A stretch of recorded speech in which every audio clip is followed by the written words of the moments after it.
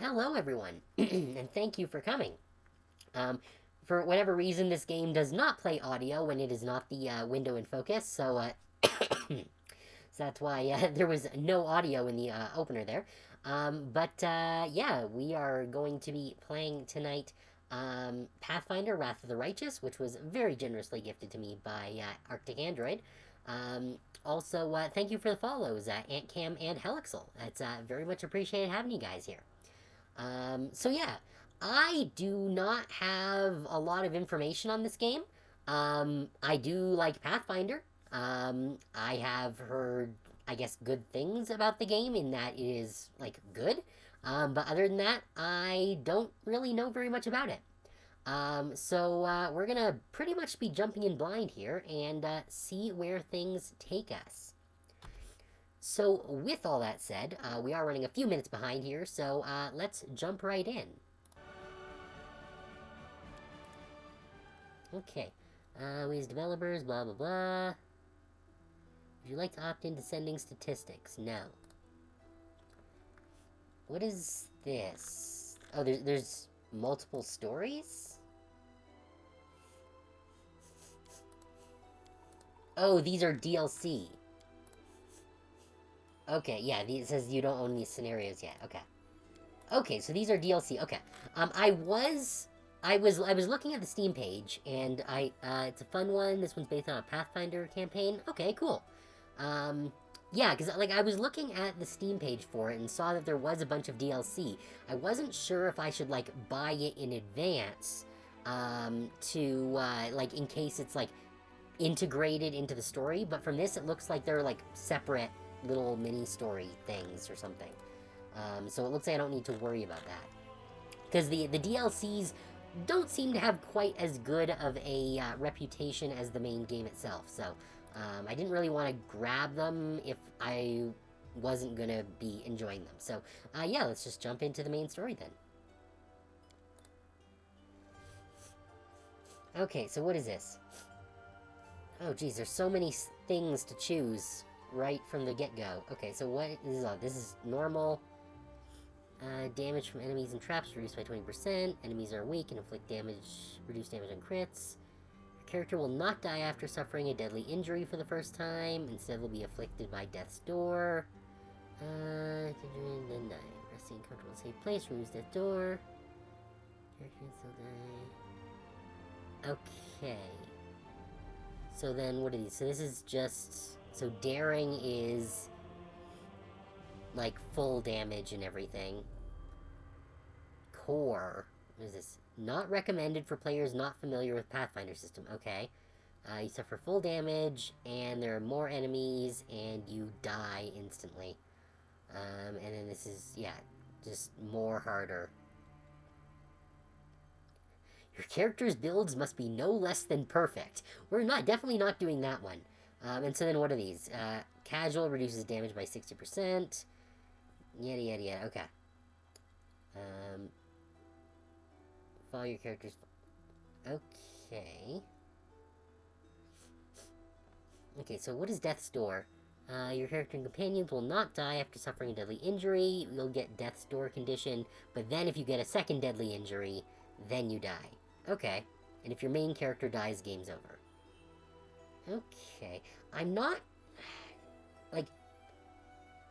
Will I have the option of changing these settings later? Like, if I want to reduce the difficulty later on? Am I able to do that? Because, like, I don't want to get, like, stuck. Because this is my first time playing a Pathfinder video game. I am currently playing a Pathfinder tabletop campaign, with a group of people. But I've never played one of their computer games before. So, you know, I'm just going to leave it at normal then, and we'll see how that goes. Create pre-generated character or a custom character. Okay. Got our Cavalier. Has an animal pet. An order, I guess? So a tactician character. Okay, so this is still using the old style of ability scores, not the modern ability scores, which does away with the D20 number and just has the modifiers. Okay, so we are using the classic 2E rules. Okay, a lot of persuasion, that's good. I don't know if I want to be a cavalier, though. I kind of want to make a custom character, honestly. If this is just using, like, Pathfinder rules, then it shouldn't be too hard, but I also don't want to, like, spend a ton of time doing it. Remembering right, you can change difficulty mid-game. Okay, that's good to know. Okay, so I could go with the fighter. They're well-rounded. They don't have any persuasion, which is not great. A little gnome rogue here. I don't like Pathfinder rogues, honestly. I find them to be very clunky. Let's see. A Slayer. I'm not familiar with the Slayer class. Skilled at tracking down targets, Slayers are consummate hunters, living for the chase and deadly strokes that bring them to a close. Okay, what is that? So they're a melee and ranged. Okay. With a little bit of defense. It's not bad. Not a lot of strength. Plenty of dex. Oh, woof. -1 charisma. Not ideal. Ooh, sorcerers. That's fun. But that might be difficult to play for my first go-through of it. Now, if I wanted to do a custom character, I'm curious... Choose their race class. Yeah, sure, you know what? Let's do that. Let's just make a custom character. Alright, so are these just the portraits? Oh, can I use it like a custom portrait? That'd be fun. Do I have a good... Actually, I do. You know what?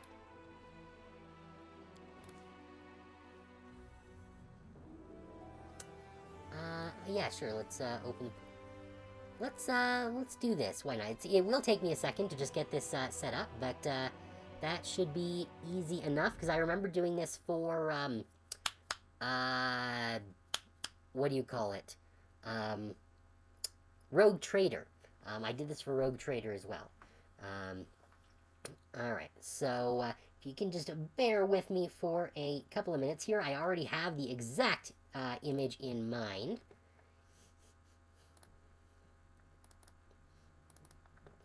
So if I can just find it real quick here.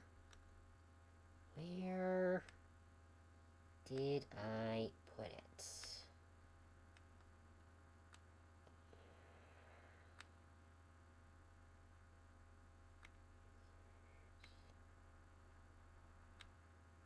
Where is that? Where is that picture? I've got the perfect one for this. But did I misplace it somewhere? No, okay, here it is. Okay.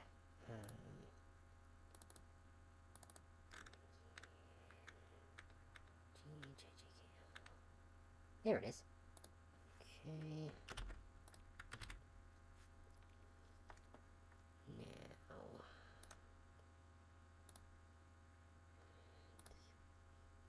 Length is 692 by 1024.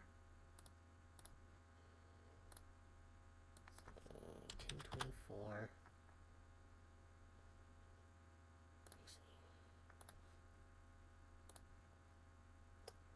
Fortunately, we're only going to have to do this once. And then we can get into the game proper. Yeah, so 692 by 1024. Okay.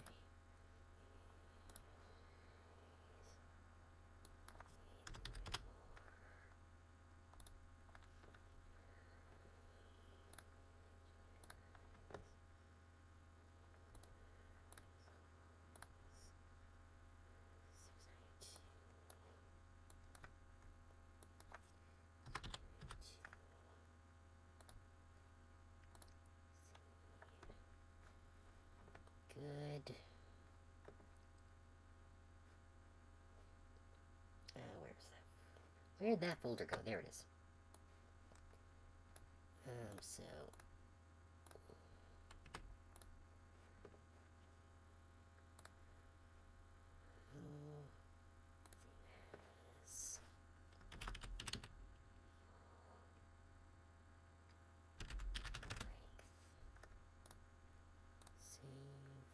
Okay.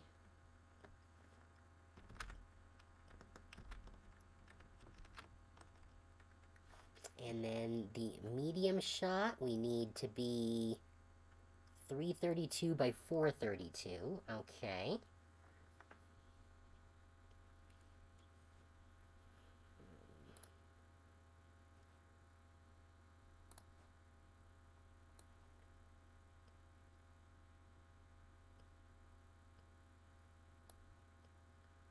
I think that's probably about right.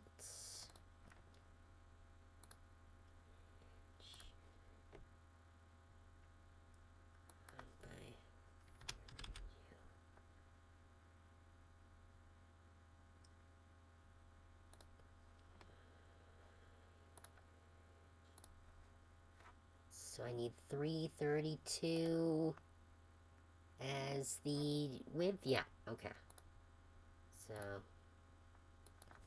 332. Yep, that's good.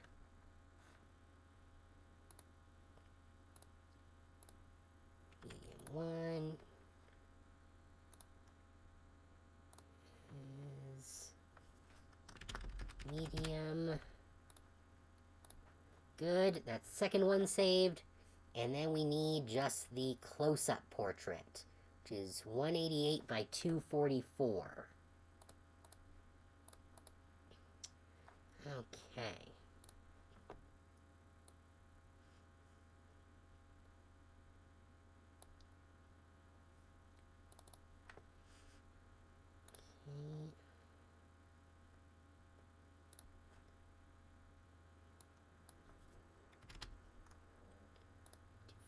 244, good. And then 188.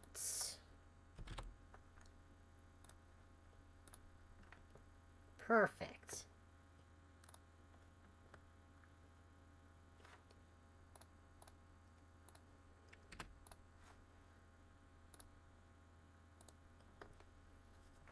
See this as small. Perfect. Okay, we should be good to go now. Okay. That didn't take too long. Oh, what? No, don't need to do that. There we go. Look at that. That's perfect. Oh, whoops. Seems I switched into my witch outfit while Control-Zing. I should probably assign that to a different button. What did I... Jeez, I pressed a whole bunch of buttons here. What am I doing, even? Nope, that's that. That's that. There we go. Alright. Everything is all back to the way it should be. Perfect. Oh, yeah. Good. Alright, we've got our portrait. Now, we get to do the fun part of deciding what's going on here. Okay. So we got alchemists. There's so many choices. Jeez, what is all this? There's so many possibilities. Hell Knight? I have a feeling these are like the higher difficulty classes. I should probably go with one of these ones. Yeah, so we got Alchemist, Arcanist. I should probably avoid those ones off the bat. Barbarian seems not bad. Just kind of a hitting stuff. But I feel like I kind of want to go for something a little bit different. Kineticist, one of the most difficult classes to master, so maybe we don't do that. Magus is also high difficulty. It seems like the magical ones are kind of higher difficulty here. Rogue, Shaman. Shaman sounds fun. Is there no Artificer or equivalent in this game? I guess not. I guess Artificer would have come out later. Oh, Prestige classes. Okay. So I guess Artificers would have come out later in the guns and whatever expansion. But there does seem like there might be an appropriate thing in this. Now, it seems Alchemist is fairly high effort. So maybe I should avoid doing that. What else do we have here? What's a Scald? A Fighter and an Empower. Okay. Slayer? Maybe I should just do a Slayer. Slayer seems fun. Just, but they've got low defense. Sorcerers are difficult. Seems like all the magical classes are fairly high difficulty. I should take a look at Arcanist. Okay, that's another one that's fairly high difficulty. Brown Fur Transmuter, Eldritch Font, Nature Mage, Phantasmal Phage, Unlettered Arcanist, White Mage. Is there like a barbarian that has magic? Instinctual Warrior, Invulnerable Rager, Mad Dog, Pack Rager. What's a Blood Rager? Berserkers who succumb to rage. They can use a basic set of arcane spells. Yeah. That's interesting. Not sure if that's exactly what I want to go into. The thing is, there's just so many options, which is kind of why it was difficult for me to get into Pathfinder to begin with. Because there just are so many options. Oh, is there like a cool fighter that... I think, what's this? Mutation Warrior. Interesting. What's an Armiger? It's like using devils or something. Glory Defender. Hunters, Inquisitors. Inquisitors seem interesting.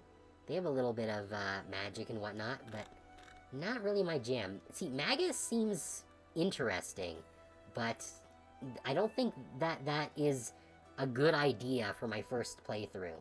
Unless I was going to, like, lower the difficulty some. Scald... Oh, Scalds have, like, some healing and offensive capabilities. Not much in the way of defense. War Priest is interesting. Witch...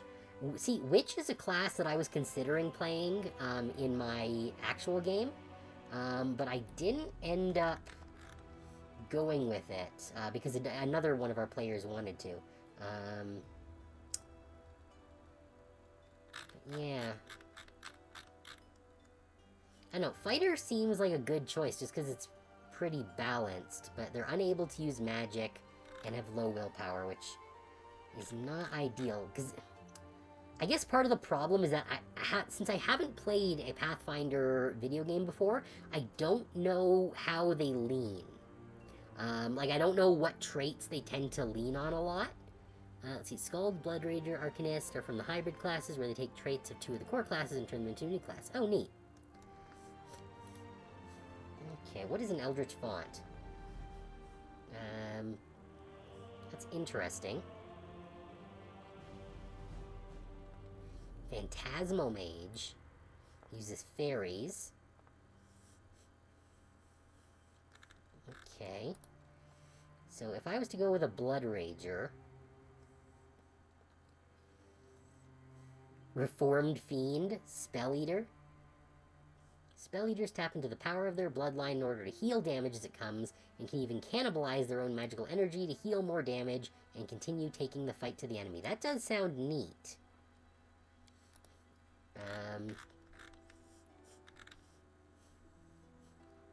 So we would lose Uncanny Dodge.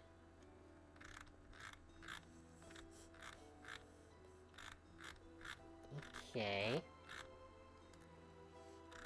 Steel Blood. It's a heavy armor class.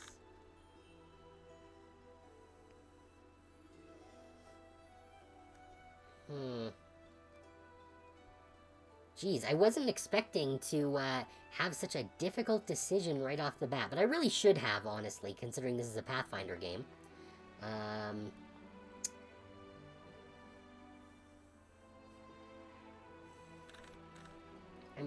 honestly kind of tempted to just go into Fighter. Since I haven't really done very much with this. Cavalier's animal companion's a mount, not like a druid's. Yeah.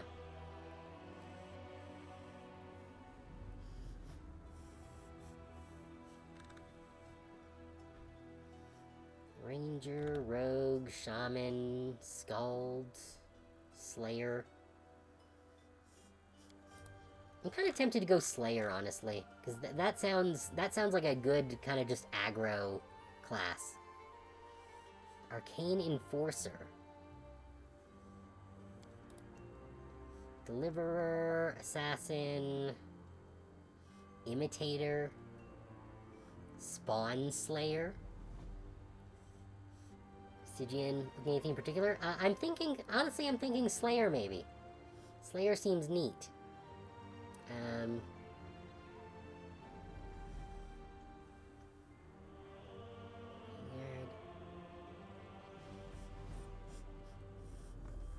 Yeah, maybe I'll just go Arcane Enforcer. That seems cool. Murder Rogue? Yeah. Now it is a sneak attack class, which I didn't realize that initially. Because I am honestly not a huge fan of sneak attack in Pathfinder.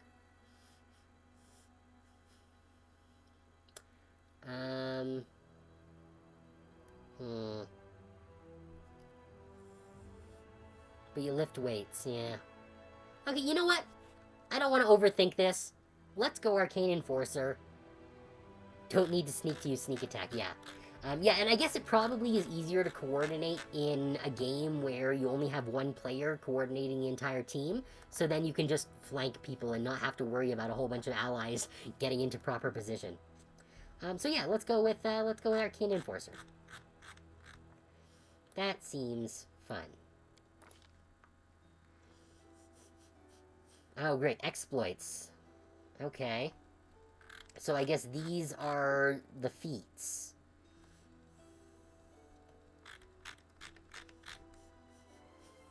Okay. Oh, we have an Arcane Reservoir. Alright, I don't know how many points we get in our Arcane Reservoir. In 1E, it's all about flanking. Now, is this 1E or is this 2E? I thought this game was based on 2E. Am I wrong? Let's see. This is 1E. Okay. That means that I have no idea how any of this works then. Okay, so how the hell do you have a ranged touch attack? That... I don't understand how that makes any sense. Let's see.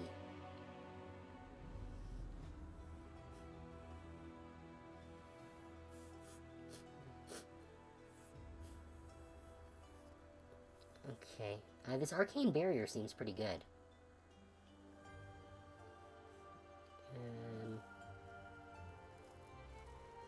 Faith. Let's see. Dimensional Slide seems cool. AC not counting armor. Wait, what?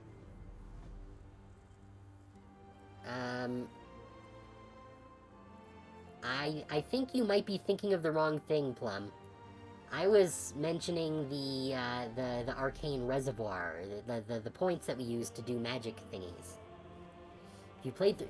I have not played 3.5 since high school. It has been, like... It has been, like... Jeez. Over, like, probably 17 years or so.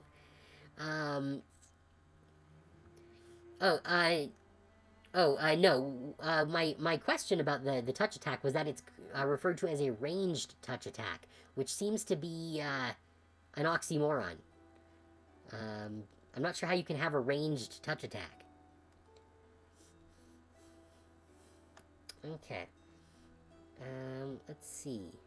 Protect from energy damage is a standard action, or Arcane Barrier can just protect us from all damage. That seems like a good thing to have, but I also kind of want to have more offensive stuff. Can I physically hit them with this magic loogie? Yeah. Let's see. Holy Water Jet? Ice Missile. Ooh, that sounds fun. To make them staggered. Okay. Lightning Lance.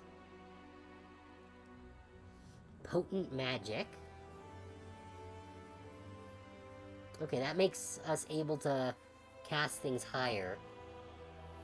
So I'm going to define it to my players from now on. Hey, whatever works. Let's see. Shadow Veil can make us sneakier. Sonic Blast. Just basically blast someone. Spell resistance. Wooden Flesh. You know what?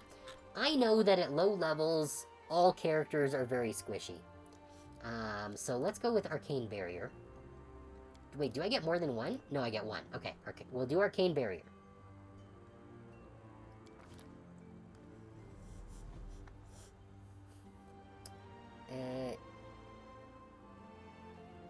You got Forever DM'd? I was Forever DM for our D&D 5e campaigns.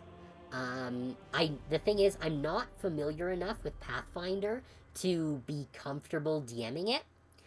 So one of my players is actually, from our previous campaign, is the DM for our Pathfinder campaign. And then once I have gotten more comfortable with Pathfinder 2e, then maybe I'll DM another campaign down the line. But it is nice to be a player again, I gotta say. Alright, so we've got human, elf, dwarf, gnome, halfling, half-elf, half-orc, Aasimar, tiefling. I don't want to be a tiefling. What is an Oread? Let's see. A touch of elemental. That's cool. Keen senses. That's on perception checks.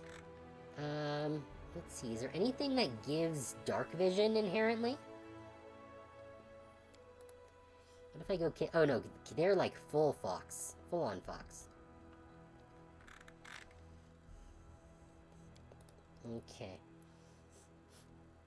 Oread or half-rock elemental. What happens if I... Oh, yes, okay, there it is. So, yeah, they're a little spooky there. Stoic and contemplative. Oreads are a race not easily moved, yet almost unstoppable when spurred into action. Oh, half-orcs are big. It's half-elf. Get those keen senses. Elven immunities. That's good. Goodness, if you like this video game, you can get the Adventure Path. It's a full 1 to 20 campaign. Oh, wow, that's a big path. Again, though, I'm not well versed in Pathfinder 1e. I'm even just kind of still getting used to 2e, so it's going to be a work in progress. Let's see, halflings are very tiny. And we got gnomes, which are a little bit bigger, but they seem to have a whole bunch of interesting stuff here as gnomes. And we got dwarves, elves, and humans. Wait, so if I... So, elves, dwarves, and gnomes, and halflings all have predefined penalties and bonuses. But everything else gets to just decide. Okay.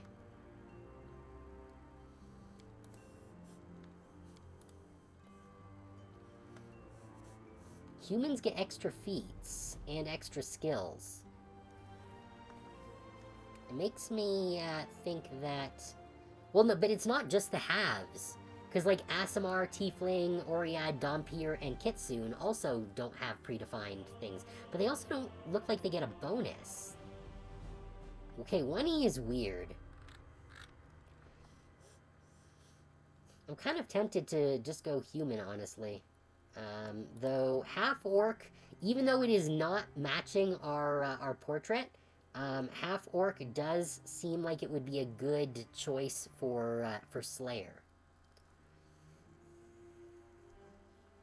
And it would also make us a little more durable.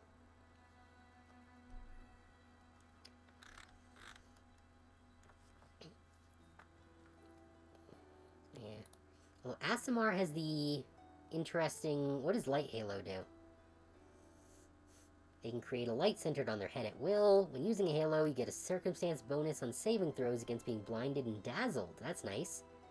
Oh. And just inherent resistances to cold, acid, and electricity. Aasimar, how you can play a half-celestial squirrel.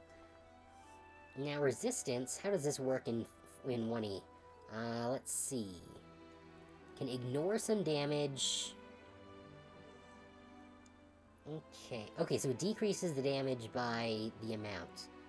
Spells are not disrupted if the spellcaster's energy resistance completely negates the damage.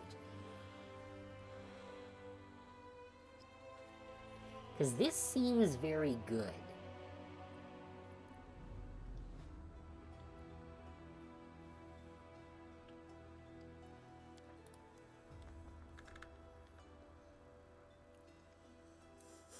And also, just the ability to create light at will seems like a huge deal.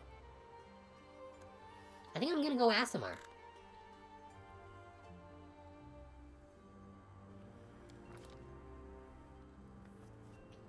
Okay. Stuff like that is why humans get a whole bonus feat? Yeah. Okay, so we got an Aasimar here. We got a few different options. So we could just go straight Aasimar, which gives us bonus to Wisdom and Charisma. Favorite race is Changelings. I don't think Changelings was an option here. It didn't look like if we go back here.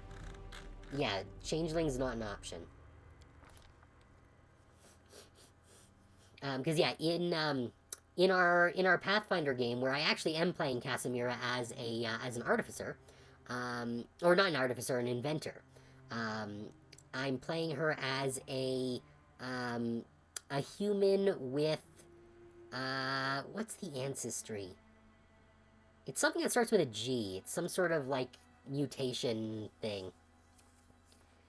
It's Chad mood to go out and try to save the world when your race is best known for being slightly above average at farming. Yeah. Hey, I guess that's, like, some humans are, not Genasi, no. It's specifically Pathfinder thing. It's like, I don't remember what it is specifically, but it's some sort of, it's like, it's an ancestry that, like, has, like, random mutations of things.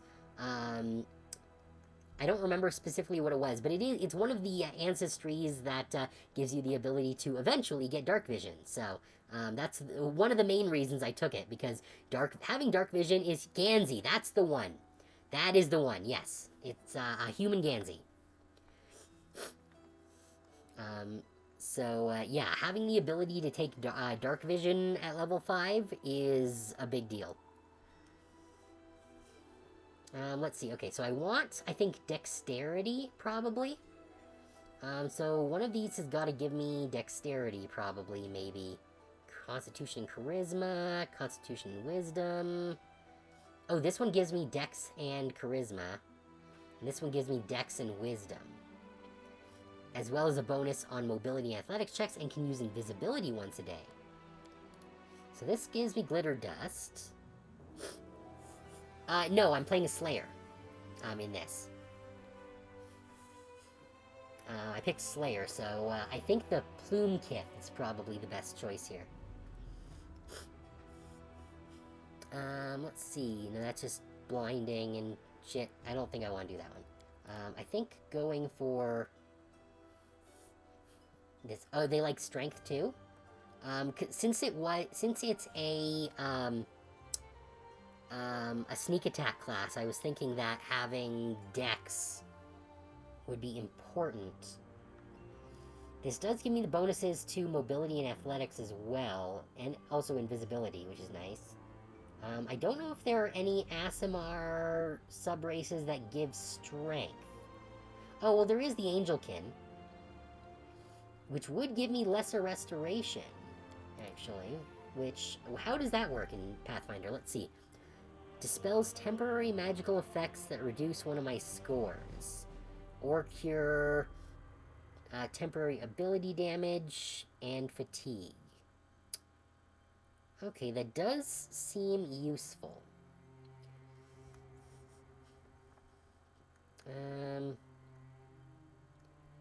So do we want to go with Angel Blood or Garuda Blood? You're a fighter that has learned to sneak attack. Okay. Okay. With that in mind, then I suppose I should probably go with Angel Blood. Because having the lesser restoration is probably good. You can go Dex 2 if you want. You will need some extra finesse feats. Okay.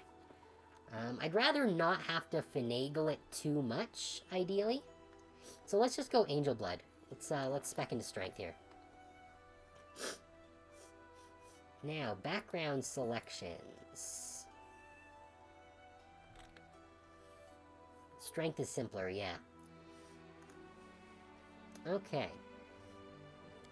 So, what do these give us? Oh, these will give us a variety of weapon proficiencies and things. And a bonus to certain saving throws. Oh, I can see my stats up here in the thing here. Okay, that's good to know. Because I wasn't sure where my stats were sitting at right now. Okay, so I assume that our class probably gives us some weapon proficiencies.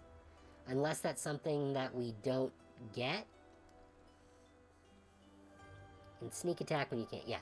I think it's a ranger rogue hybrid class. You can study targets to get bonus attack and damage, but you're beefy enough to just face tank and sneak attack when you can. Okay. I am tempted to go with Smith to get the Warhammer proficiency.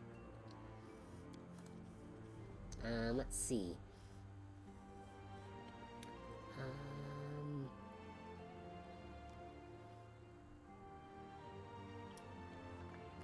What are the other options here? If we go none, then that doesn't give us anything. What the hell is an oblate? Oh, a person of faith. Okay. Then we got regionals, which gives us a variety of various nothing significant, I guess. Or at least nothing that we really want for our builds.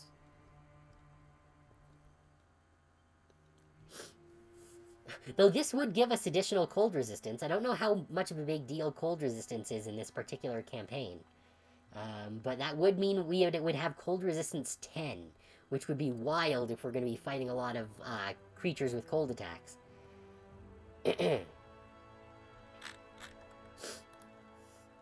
Okay, let's see. Scholar, Street Urchin, Wanderer. Oh, what does Hunter give us? Nah. Warrior. Okay, Warrior seems like probably something good for what we're building here. Add Stealth to our list of trained skills. Okay. Fire resistance tends to come up more in general, but cold spells are brutal. Yeah. Okay, so that would give us... So that would give us Persuasion. That gives us Perception. Mercenary gives us Knowledge. And things. You know what? No, I like hammers. It also gives us a bonus to our fort saves, which is nice to have. We're just gonna hit things with hammers a lot. It's not bad, but these bonuses aren't really important unless you're playing unfair, so you don't need the correct one. Okay, cool. So yeah, we're just gonna go with a smith then. That fits our character. Okay. Now we get to assign some stuff. Wait, was that... Oh, okay, so... That's really weird that the left is to increase... Wait, no, what? Oh, no, that's to get back points. Okay, I understand now. Okay, so we have 25 points to allocate here. Strength measures muscle and power.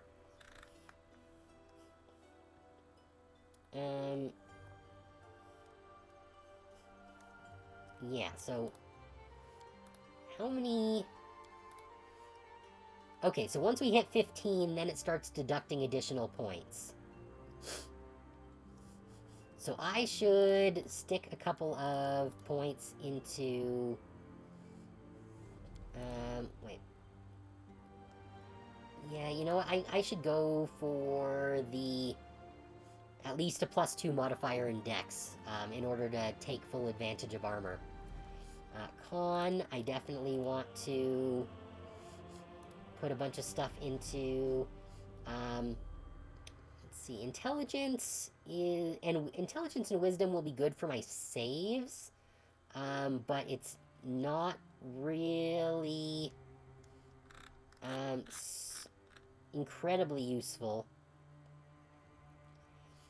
for this build, I don't think. Having some more charisma is not a bad idea. Int is mostly for skills, wisdom and charisma are more for saves. Okay. So you know what, let's, put those there, to just get a little bit of a bonus there, because having bonuses is a good thing. And then, let's... Yeah, we'll put that into strength. And then, Oh, do I not have enough to get con up to 16? I guess not.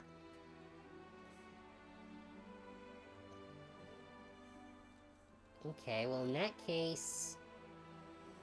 I guess we'll get our charisma up to 16? Since I imagine charisma is probably going to be pretty important.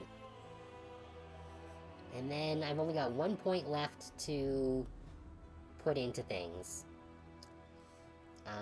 So I guess I'll put it into wisdom. Sure. That seems not bad, I think. Maybe? I don't know if I can get my strength up to 14 if I was to do this.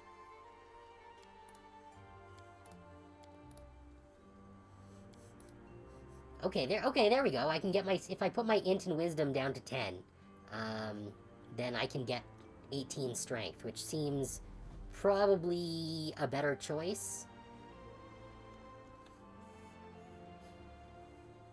I wonder...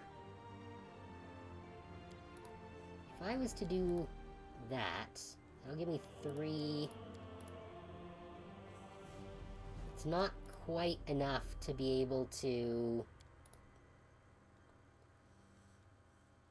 get that.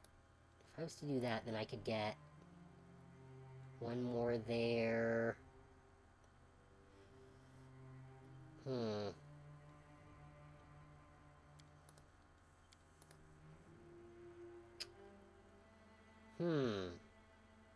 I want to go for a +2 charisma bonus, or get a +1 in intelligence and wisdom instead?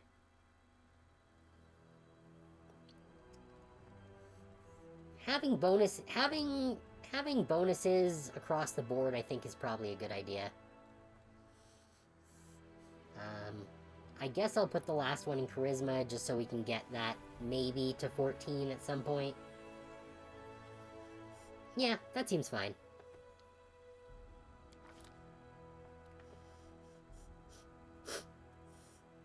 Okay. So... I don't know what these green V's are. It's not giving me any sort of notice. It says class skill, so I guess... Are these the things that I'm trained in?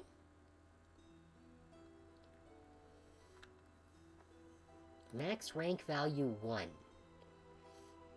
Oh, these are things that I guess I can get trained in. So I am gonna get trained in use magic device, because magic devices seem helpful. Let's get trained in athletics, because that is our kind of thing. We're gonna go for mobility. And we have one more point that we can assign. I'm thinking perception, probably. Because perception, I get the feeling, is going to come up a lot. So, yeah, that seems good. I don't know what mobility actually does. Perception is the best, yeah. Let's see, mobility is... Yeah, okay, agility and things. Okay, cool. Yeah, this seems good, then. Athletics, mobility, perception, and use magic device. Neat. Alright, so what is this now? Oh, this is my feats. Okay. Okay, so it recommends... taking these two. Point blank shot, and... autocorrect you. Okay. Followed by fluff, yes. Fluff is important. Bluff. I don't think bluff was an option there. I think there was like a deception, but, okay, so let's see. Point blank shot is a bonus to attack and damage rolls with ranged weapons. As a Slayer, I don't know if we're going to be using ranged weapons a ton. I kind of want to go with weapon focus instead. You can also choose unarmed strike, blah, blah, blah. Okay, so if we go with this... Ooh, Earthbreaker, that's my favorite. That's what I use in my Pathfinder game. Because the Earthbreaker is just a really good hammer.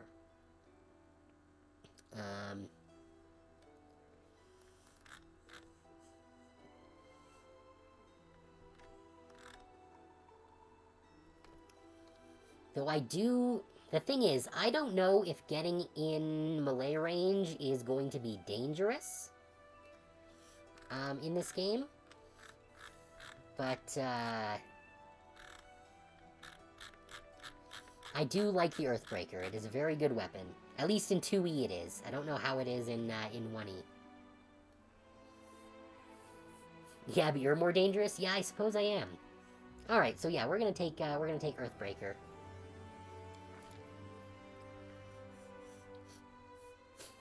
Now, deity selection. Each deity also limits your choice of starting alignment and choices for certain classes. Can I just go with not having a god?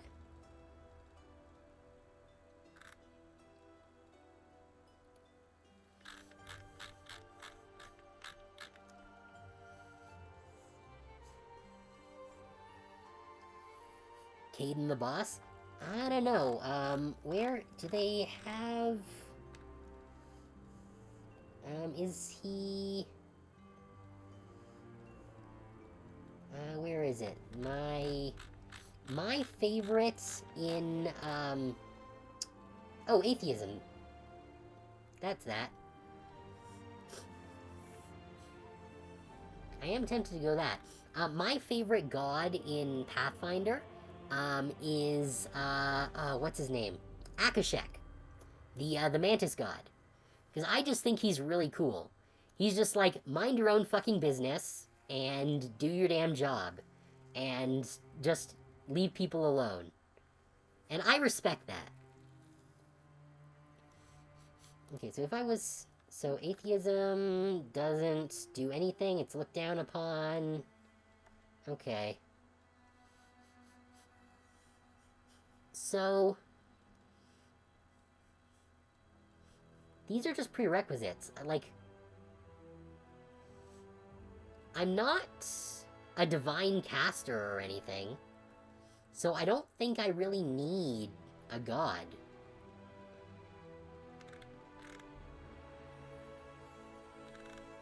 I don't think any of these actually do anything for me, honestly.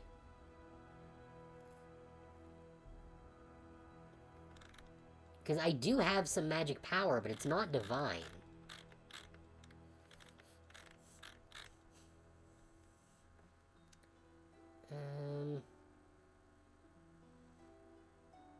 Yeah. Let's see. The lack of faith, soldier still judged. Yeah, I think we're just gonna go with atheist, because we don't need these gods.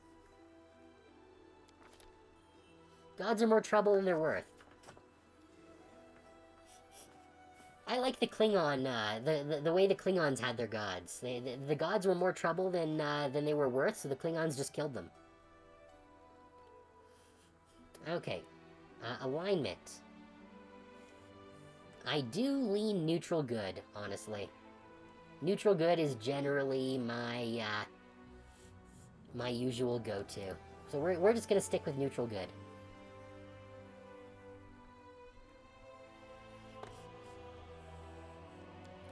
Like, we do the right thing, but...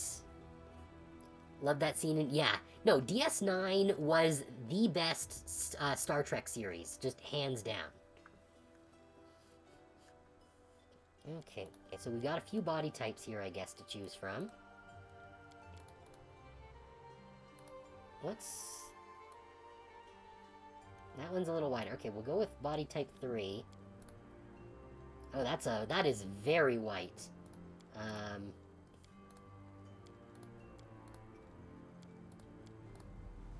Yeah, we'll go with that one. That one looks good.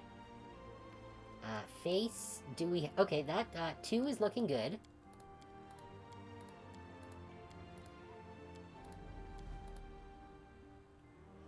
Two or 10, I think. 2... I think let's go with 2. Yeah, okay. Scars. I'm not really big on scars. Let's just not have any scars. Which is, I think, number 1. Eye color. Oh, we got a few different palettes to choose from. How's that? That's a little light. That's kind of more of a gold. Let's go with that one. That's nice, I think, maybe. Sure, we'll go with that one. Hairstyle. Can we take off the stupid hat? Or the hood before we choose a hairstyle? How do we take our stupid hat off? You would think that we would be able to do that. Oh, if we zoom in, can we maybe get a look at the hair? Do we just not have hair as an Aasimar? The cog. Oh, the cog. Here we go. Oh, here we go. Show clothes. Off. Whoa! I am very glad that we found that. Because that is ridiculous. Like, what even is that? Well, we are going into an ad break, so I am going to just pause the stream here real quick, and we'll be back to this after the ad break.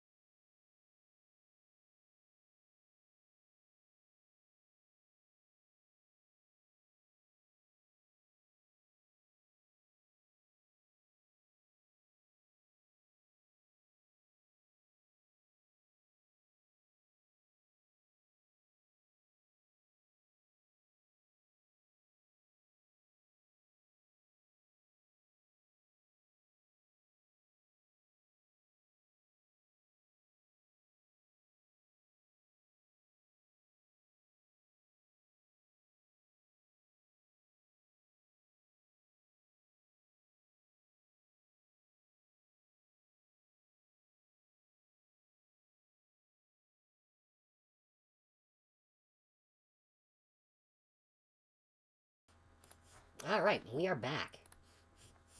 Yeah, I don't know how the hood hid whatever this is. But let's not do that. Okay, so... Okay, that's, more reasonable. It's very shiny. That's kind of nice.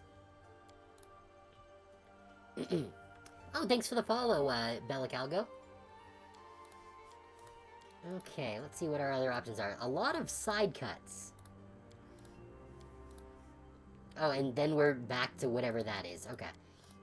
So let's go with this one.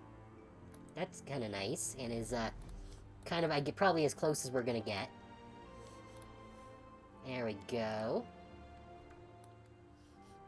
Yeah, that's good. Okay. Then we got war paint. What does war paint do? Oh, that's just face markings. Well, we're not gonna do any war paint. Or tattoos. Then, okay, now we need to show our clothes, I guess. We'll turn off the headgear, though, because the headgear is ugly. Okay, so, where's our... We gotta have some reds in here somewhere. Come on. Here we go. Yeah, that's good. And then... Go with a darker. Yeah, that looks good. That's cool. Okay. It's too bad we can't put any glasses on. Ah, a test of my abilities. The road calls me. I'll take the bait. We shall overcome. Not doing that one. We cannot be defeated. Let us bide our time. Heal me quickly.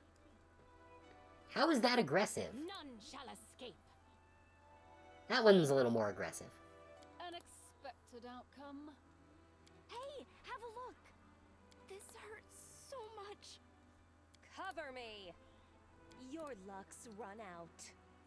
This is my chance to run. That doesn't sound especially cunning. A trivial task. Follow if you dare. May I see your entrails, please? Let's shred them! That's a little much. Your flesh wound. Let's go with confident.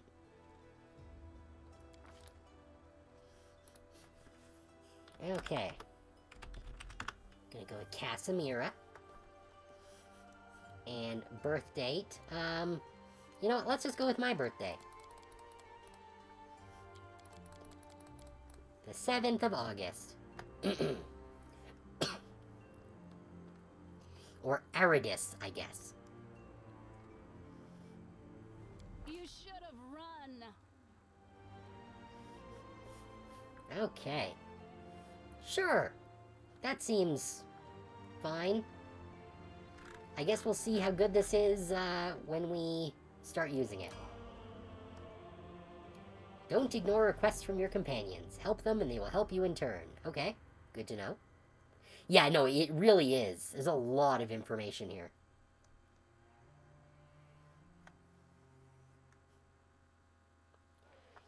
But hopefully it won't be too overwhelming.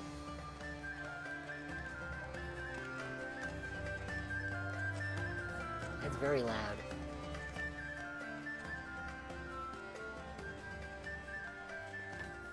He expects you to be a fan, I suppose. Make way, coming through. Hey, somebody! We got a wounded fighter. Can we get a healer over here? My, would you look at this? But why would you drag a wounded fighter into the middle of the festival square? Couldn't she be carted off somewhere else like, oh, I don't know, an infirmary? Or an accommodating ditch? I'm gonna hit him with my hammer first. Or her, or whatever they are. Make room, everyone. Step back. Now, what's the matter? What happened to her? You hear the stern voice of an elderly man, but you're so weak you can't even turn your head to look in his direction. That wound looks nasty. Who did this to her? Demons, prelate. We found her barely alive outside the walls of Canabris. The walls, you say? Enemy doesn't usually stray so close to the city. must fortify the defenses. And you, hold fast. Don't die. We'll see you right. We'll get you patched up now. But first, you there, guard. Take her weapons. Hey. Carrying arms is not permitted during the festival. Wounded or not, everyone must abide by the rules. What an Get her ass. things back after the festival. If you weren't healing me, I would hit you with this hammer. Owen Heritage, leader of our troops, the sharpened edge of our blades and the unyielding strength of our armor. Iomade, I beseech you, grant your mercy. Heal her wounds. The magic envelops you, but your pain lessens only slightly. Let me die. And then the game ends. No. I won't give up that easily. Here. That's the Crusader spirit. I still need to kick in your kneecaps. My powers are not enough here. Someone call for Terendelev. You there. Yes, you. Stop dithering and gawping and make yourself useful. Go and get Terendelev. Sounds like a prescription medication. Prelate, surely there is somebody else here better suited to running errands. The lady raised her head in an affectation of surprise. I'll get her! Terendelev! Has anyone seen Terendelev? Ask your doctor if Terendelev is right for you. Be quick about it before it's too late. Now, who are you? I don't remember seeing you before, and I have an excellent memory for faces. Oh, I bet you do, old man leaning over me. Let's see. Could just give him my name. Say a crusader to fight demons. I don't know, demons seem like a lot. I'm probably level 1. Came to the city on private business. I've lived in the city a long time. I'm a traveler. I don't remember. I think traveler is probably accurate. We could just give our name, but, yeah, Just sure. passing by? And how am I to know that you're not a demon spy? Or worse? Maybe because the demons beat the shit out of me.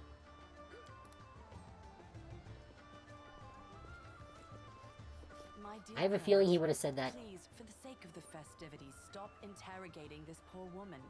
She's been through enough already. Go on. I'll take care of her.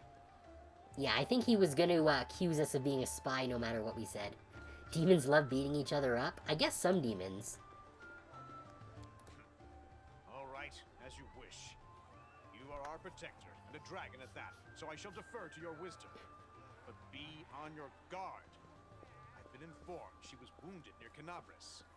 That means the demons are prowling just outside the walls. And the city is crawling with their spies. Others may be able to relax on this holiday, but not you or I. Not the defenders of the city. Muttering discontentedly, the old man walks off. I'll have your kneecaps later. Pry loose the grudging grip of pain. Cast off the veil of suffering flesh. Let light and life go forth in triumph to repel the skulking shade of death. There. A beautiful silver-haired woman leans over you. She seems ageless, her face wholly unlined, but centuries old. Sadness gleams in her eyes. The longer she speaks, the stronger her voice becomes. Yeah, are you really a dragon? That seems kind of important information here. You don't believe me? Perhaps I should retake my true form and engulf this square with my ice breath to win your trust. Pay no mind to my current guise. I appear this way when I walk among the people. I would hamper the festivities if I tried to attend in my true form. Alright, well, it's probably good manners to thank the dragon that just helped us. I accept your thanks, but my work is not yet done. So, yeah, who are you? My name is Terendelev. I am the protector of the city. Okay, yeah, I think a dragon could probably do that. What happened to me? I do not know yet, and that troubles me. I am not entirely sure what the demons did to you. This wound is no ordinary injury, and it was inflicted by no ordinary weapon. I have rid you of your pain and restored your strength, but only time will allow you to heal fully. Okay, so it looks like devils are the ones that do contracts and shit. Demons are the ones that are just assholes. Can I go? Certainly, but be careful. I have managed to get you back on your feet, but I have not healed you fully. Alas, sooner or later, your pain will return. But do not be discouraged. You will recover, I promise you that. Tomorrow, come to the cathedral and say that you are expected by Terendelev, protector of Canabras. We will find a way to help you. But for now, put this out of your mind and enjoy the festival. They are all too rare in this time of war, and merriment is one of the best medicines. Okay, sure. Okay. Canabras is a city poised on the border of two worlds. Okay, whatever.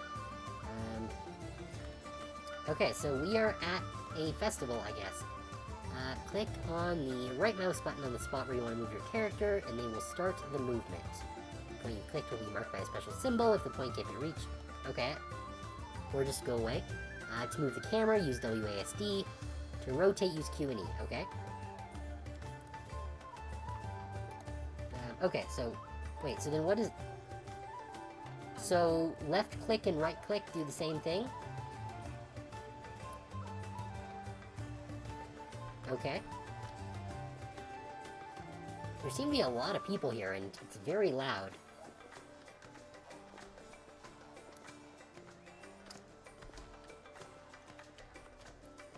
Okay. Let's talk to Citizen. Happy City Day. Really? City Day? City has stood strong for another year. May it stand for 100 more, okay?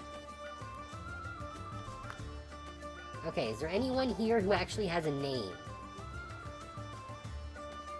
Devils are lawful evil, tyranny and contracts. Demons are chaotic evil, corruption and savagery. Daemons are neutral evil. They're death and extinction. Okay. Okay, I need to lower the volume of the background music here. Let's see. Ambient. What's the difference between ambient volume and music volume? Well, let's... Okay, so ambient... Okay, so that's the music volume.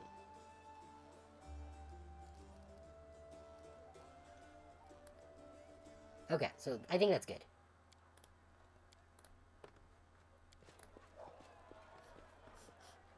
Okay. So, is there any... Oh, what's this? There's a dummy? Oh, nope, that did not go down far enough. You can interact with various objects, such as doors and chests, by clicking the right mouse button on them. Some special objects have an icon, that's how you talk to them. Hold tab to highlight all interactive objects. Okay, that's good to know.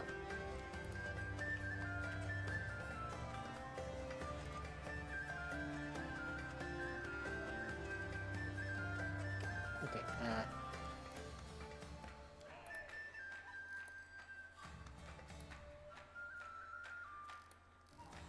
yeah.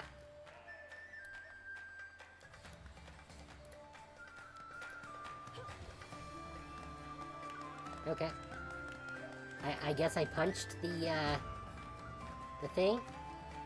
Okay, so what are my abilities here? We've got Charge. Lets you move up to double your normal speed and attack in the same action. Oh, that's actually really good. Ambient is like chatter, okay. Let's see. You must move before your attack, not after. Yep, you must move at least 10 feet. Have a clear path. You can make a single melee attack. Okay. Of them, Daemons are arguably the worst, only because you can't negotiate with something whose only goal is to kill and eat everything. Yeah, that tracks. Let's see. Oh, this gives us a penalty to our AC if we, wait, why? Why is this... Oh, it's shift. Wait. Shift and right-click to expand. Okay, that's weird. Okay, so that gives us an AC penalty if we do this, though. Alright. then study the target. That will auto-execute if you right-click. Okay. Let's see. A character can study an opponent. He can see as a move action. Then we get a +1 bonus on weapon attack and damage rolls against it. Save DC is increased by 1. Okay. If we deal sneak attack damage to a target, we study it. Okay, so we just, I think, guess automatically study something if we do sneak attack damage. Okay, interesting. And then we've got our arcane barrier, the one that we picked special. So we can expend a point from our arcane reservoir to create a barrier of magic that protects us, equal to our arcanist level plus charisma modifier. Can last for a minute per arcanist level, or until all the temporary hit points have been lost. Okay.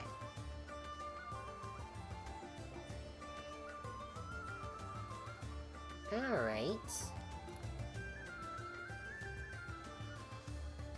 Interesting. Okay. So we don't have a weapon to use with this, thing. I guess we already did the thing with the dummy, so we can't do it again. Alright, does no one here have an actual name? Oh, he's got a name. Let's talk to the guy with a name. On days like this, it's as if the war doesn't even exist. Doesn't it grant us peace? Okay, so you're just a nothing. Okay. How about you? You're a guy who looks like you have a thing. What's this?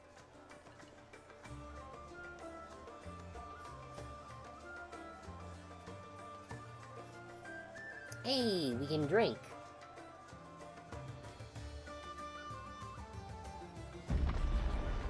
Oh, what the hell is that?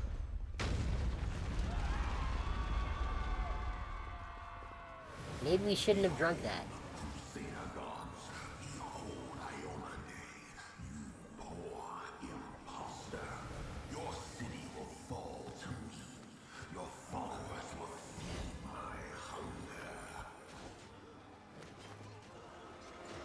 Well, they don't seem like they're here for the party. And here we are without a weapon.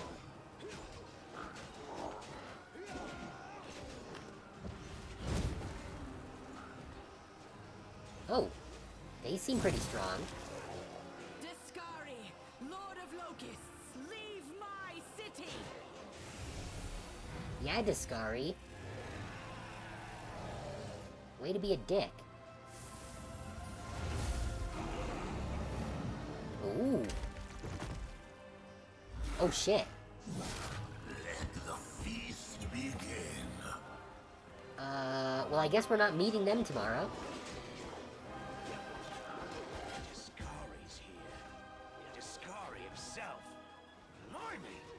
One minute we had a dragon, the next, bam, she was gone. What are you gonna do? Fight or flee?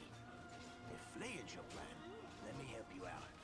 I've got a scroll here with a good protective spell. Yeah, not much of a protector, unfortunately.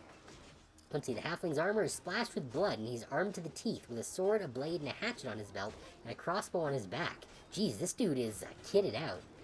His voice sounds familiar to you. I've seen you somewhere before. You owe me your life. I'm the one who found you outside the walls and brought you inside to be healed. I see they patched you up. Good thing they did it before the attack, or else you'd have been done for. Yeah, who's Discari? Good drubbing around the head, friend. Discari's a demon lord. The most fearsome enemy of all crusaders, and all living things, come to think of it. Okay, I don't think I need to ask what the situation is, because the situation is very clearly fucked up. We're also, like, level 1. We can't fight this. I think I'm gonna look for a way out of here. Stand still now. No fidgeting while I cast this on you. Good luck! Try not to get eaten now!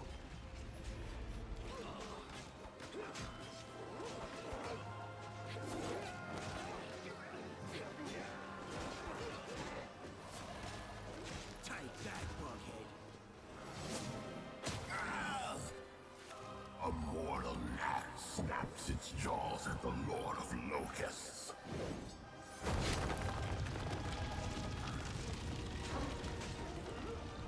Behold, Ione. Behold the death I saw. Oh, for fuck's sake. Guess it's a good thing we had that protective spell. If false life works like it does in D&D, then that means it gave me temporary hit points. But not a fan of falling in giant holes. We're having a real bad day. The defender of Canabras fell in battle.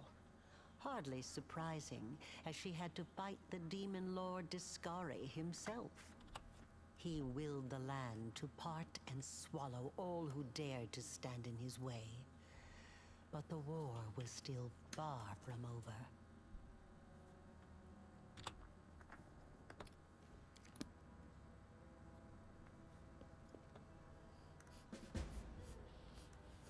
Okay, find other survivors.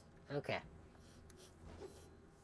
Now, how do I, use my magic light halo? Because I have a feeling that having light will be a good idea here right now. What's this? Oh, that's equipment, which we don't have. It's stealth. What AI?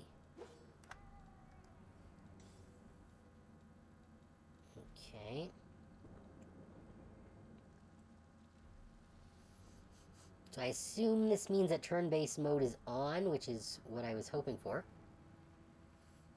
Yeah, I don't want real-time mode. I wanted turn-based. I turned that on before the stream, because I like being able to think through my my choices. Okay, so this is camping, map, journal, spell book. Is it a spell? No, we can't cast spells. We don't have a mythic path yet, I guess.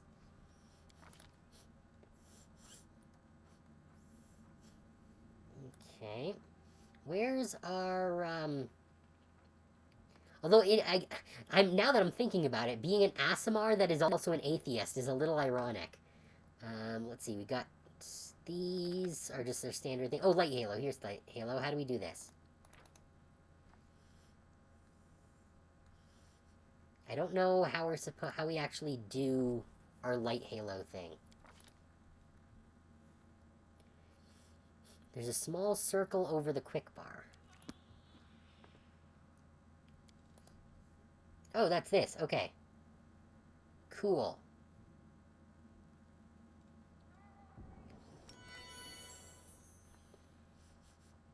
Nice. So now we've got glowy light. We do it my way. Okay, this looks like a dead end.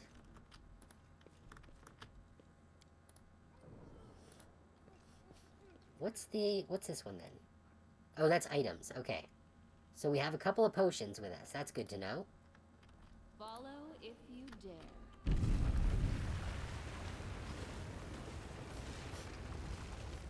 Where did I get this knife from? Are you dead? I think he's dead. What is that? Oh, holy mother of... A small woman with messy brown hair winces in pain, uttering a stream of curses through clenched teeth. She's pinned to the ground by a couple of weighty boulders. Good thing we have good strength. Hey, stay with me. You actually got pretty lucky. You fell down into a black hole. But at least you're not on your own. You've got a great companion. Everything's going to be just fine. Tell me something. Can you feel your legs? The young woman in knight's armor studies the rocks intently, clearly trying to work out how to move them. Why did we get experience for that? I feel them all right. Wouldn't say no to a little less feeling in them. My ankle's killing me, but my back seems to still be in one piece. My head, too. That's all that matters. Now, we're going to... Hey! Fancy meeting you down here. You're the one that Terendelev healed today, right? You aren't injured, are you? Will you help me get her out from under the boulders? Okay. Spotting you, the knight reaches for her sheathed weapon, but after scrutinizing your face momentarily, she raises her hand in greeting. Okay. Why should we help her? No, I'm not going to be an asshole. I'm neutral good. Okay, does it tell us... Okay, it does not tell us our likelihood of success like it does in Rogue Trader. This is more like Pathfinder, and it just gives us our bonuses. Evil diplomacy. I don't help anyone for free. Pay up or stay stuck. Okay. No, we don't have to rely on brute strength for this. I'll try to find something used as a lever. Our knowledge world is +1. Our athletics is a +7. So let's just go beefy.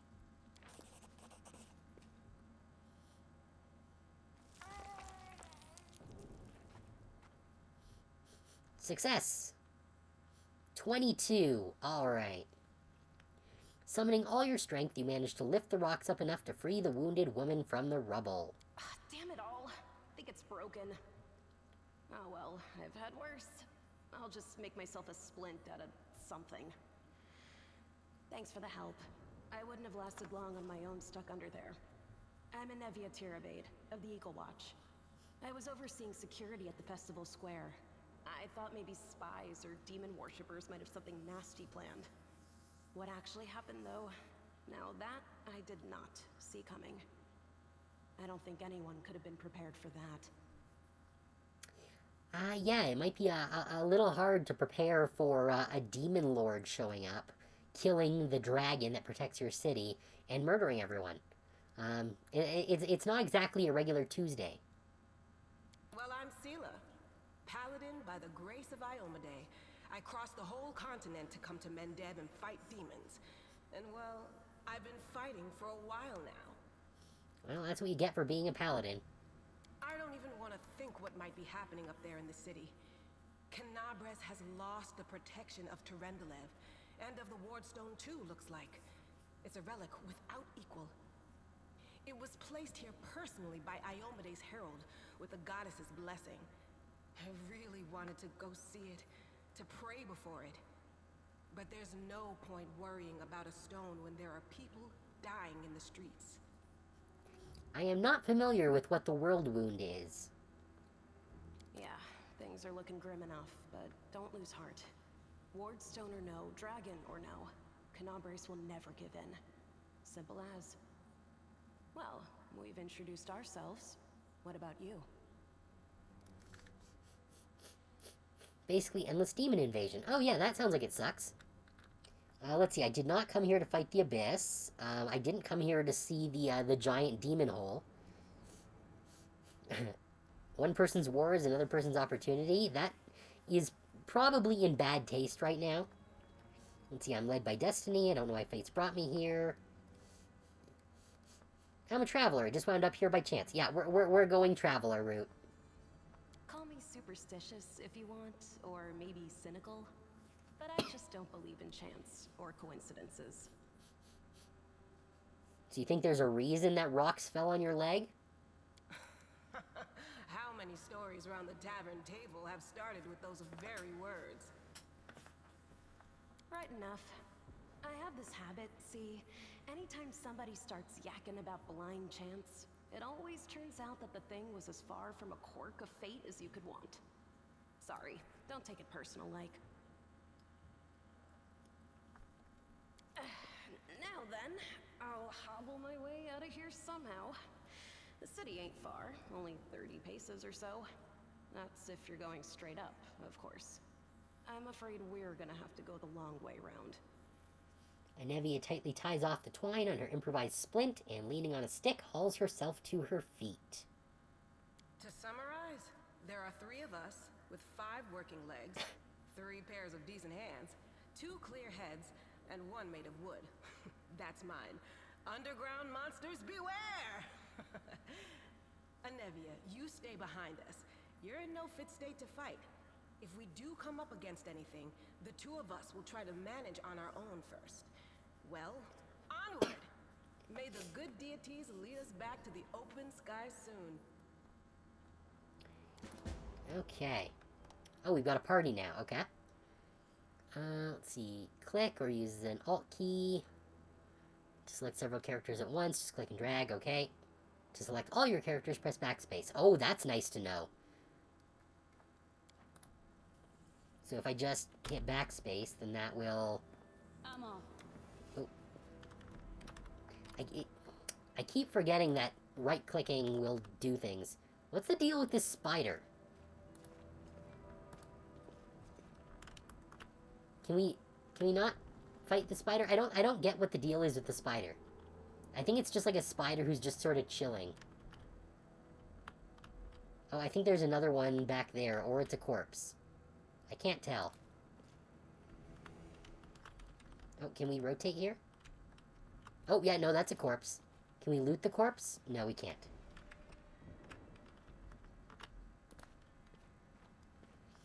I do wish that there was some sort of, like, guide arrow that points us in the direction of the next objective. I really appreciated that in BioShock. Because I have the directional sense of a pickled herring. Oh, you'll find a lot of objects that contain loot. See what's inside, approach and interact. Okay. What do we get? Ooh! Hey, is this my stuff? Cold Iron Earthbreaker. Oh yeah, baby. Two ever-burning torches? Be still by my beating heart. It's not that I need it, because I do have the glowing headlamp, but, Cloak of Resistance? Longsword, short spear. Yeah, give me all that shit. Whenever your character holds a weapon with one hand and leaves their other hand free, you can switch the grip by clicking the button that appears next to the weapon set. A single sword on the button indicates that the character is holding with one hand. 2 swords indicate 2 hands. Okay? When they are, the weapon's icon is displayed in both of the weapon slots. Alright.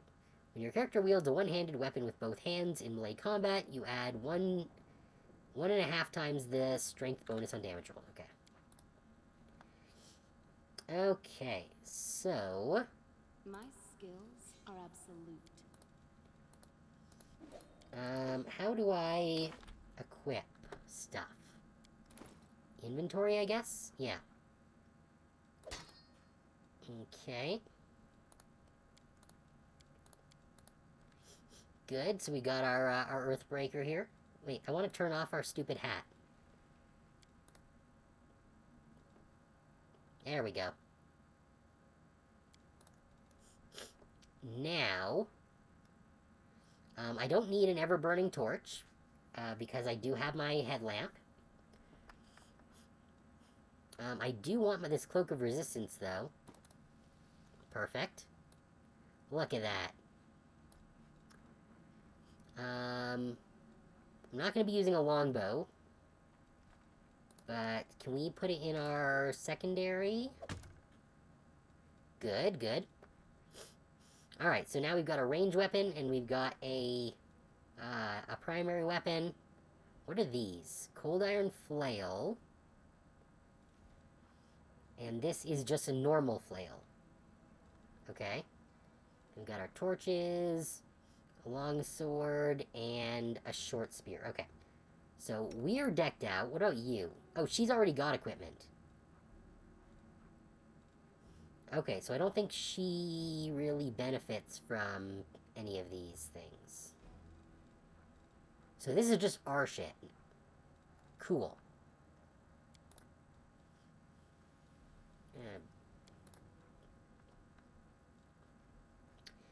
Alright, well in that case, I guess that means that we are decked out and ready to hit things.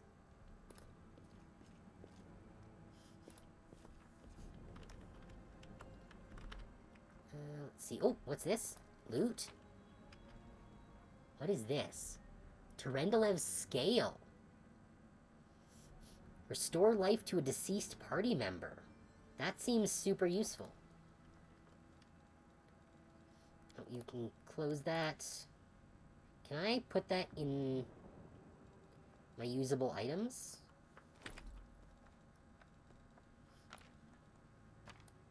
Yeah, there we go.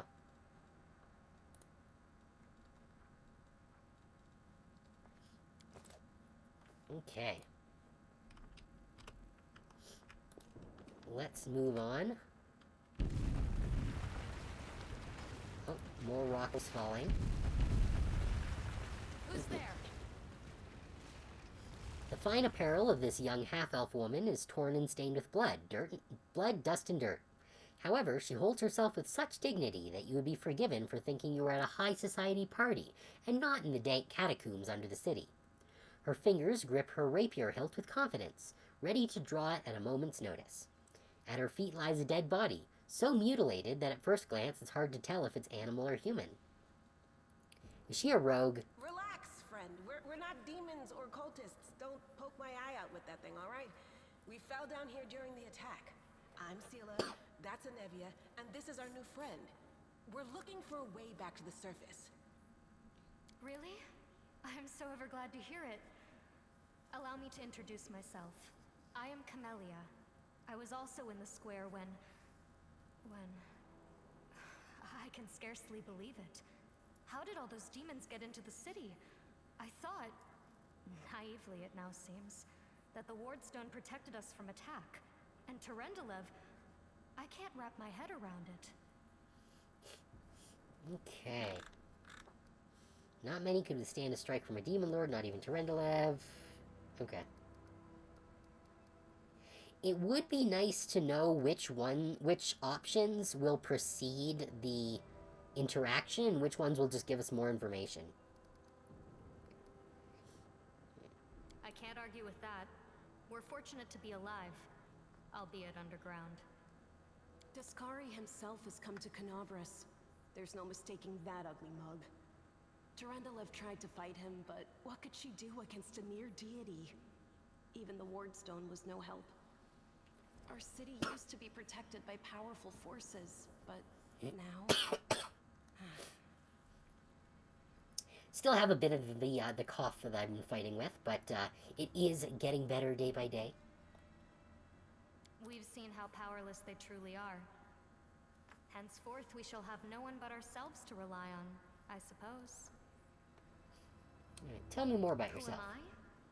Just an ordinary citizen who decided to take a stroll through the square on the day of the festival. That's But bullshit. that's not what you wish to know, is it? You most likely wish to know whether I'll be a burden should you ask me to join your group. No need to worry about that. I can assure you that I am skilled with a rapier, and I also possess some knowledge of magic. She can't just be an ordinary citizen who decided to take a stroll through the square because there was a law against having weapons at the festival. Which is why they confiscated our shit. She touches the polished snake skull amulet that hangs around her neck.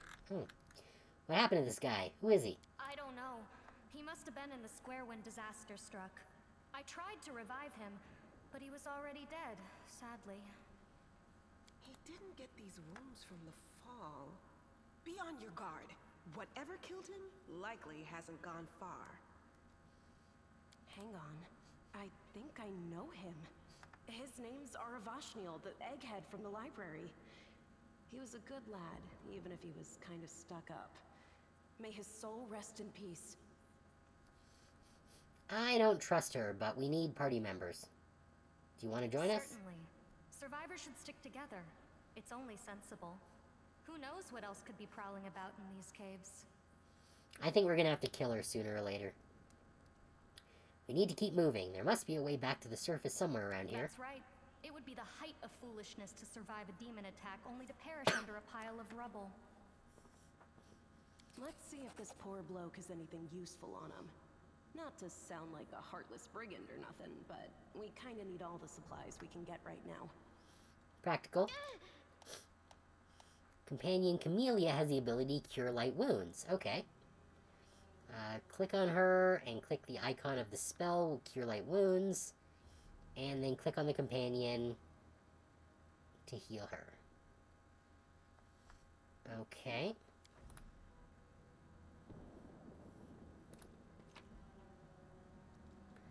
What does he have? A masterwork dagger. Neat.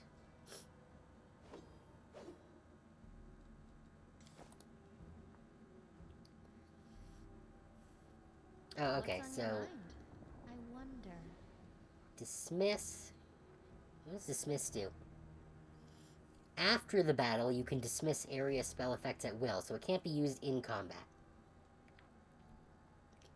Cure light wounds. Enlarge. And spirit weapon enchantment. Okay. Neat.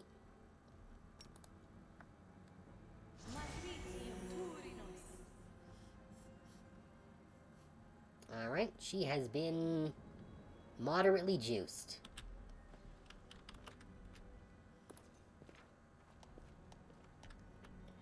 In dark places such as caves, it's hard to see anything. There are two main ways to light your path. The first is to cast the light spell. The second is to give one of the characters the ever-burning torch. Well, we also have our magic halo, so we don't need to worry.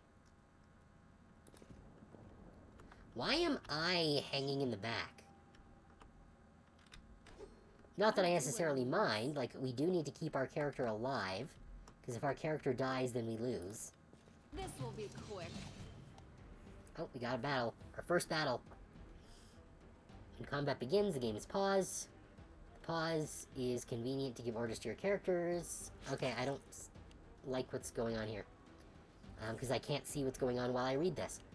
To order your character to attack, select them, and click the button on the enemy. To switch between turn-based and real-time, use turn-based mode or click PT. Okay, enemies are highlighted in red, your allies are in green. A stippled line connects a character to their current target. Okay.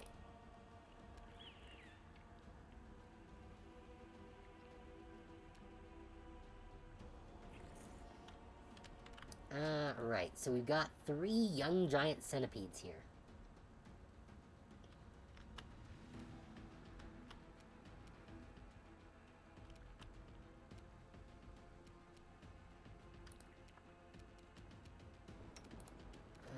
What's... Wait, what? 5 foot... I don't understand how this works. Okay. So we got Sela here. Or, wait. Is there a particular... Oh, so we're... Right, we're going in turn order. Okay. They're organized by AC. Okay. Alright, so I guess... Camellia is...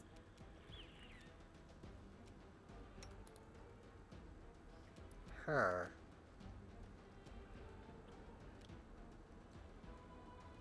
I could use Spirit Weapon enchantment, but I don't know if I'm going to need that later. We are only fighting some young giant centipedes. I don't know how dangerous they are, but... I'll cut you wide open. Oh, no, we just fucking one-shotted them.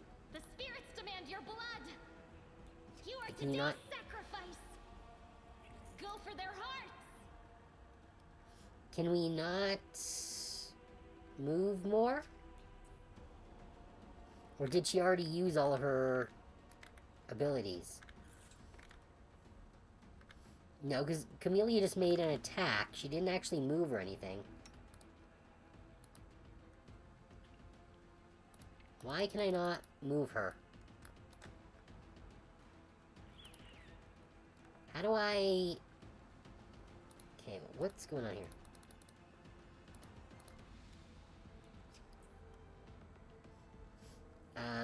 Alright, I guess I'll end their turn then. Yeah, done. You have a move action and a standard action. After standard, you can't move. Okay. So this does not use the 3-action system from 2E. Good to know. Alright, well, let's come on and slam. The light take you. Oh. Well, you missed. So you suck. No glory without risk. Alright, that thing missed too. So let's keep... Gee, how did you miss too? Y'all need to stop missing. Strike. Yeah, see, that's how you do it. Full round uses both, swift action is free. Okay. Alright, well I think that's all that we've got for combat there. Looks like we can loot this person here. We got bottle of oil, fun. Gold coins, excellent. And, ooh, a chain shirt. Which we... Oh, wait, no. They have padded armor, and we have a chain shirt, which is... just better? I think. It does give more AC, but it also has an armor check penalty. Whatever that means. Well, we're gonna take all their shit anyways. It's not like they need it anymore.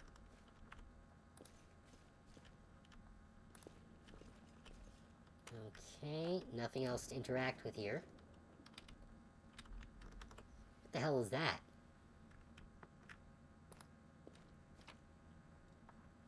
Oh, another scale. Cool. That's for skills like stealth. Oh, okay. Yes. Okay. They will break against our resolve. In turn-based mode, characters act in turns. Yes, that's what we're doing here. During their turn... Oh, now it explains it after the first combat, which doesn't make a lot of sense. During their turn, character can take a single standard action, a single move action, a single swift action, and an unlimited number of free actions. Most often a move is used for movement or drinking a potion, a standard action, attack, spellcasting, or additional movement, and a swift action for activating special class abilities. Okay. Other combinations are also possible. There are also so-called full-round actions, which consume both your standard and move actions. By default, the system chooses an optimal combination of attack types to perform your command. Okay, surprise round. Gets us a surprise round. Yeah, move action, standard action, full round action. 5-foot step. Okay, interesting. Free and swift actions. Alright. What are we dealing with here?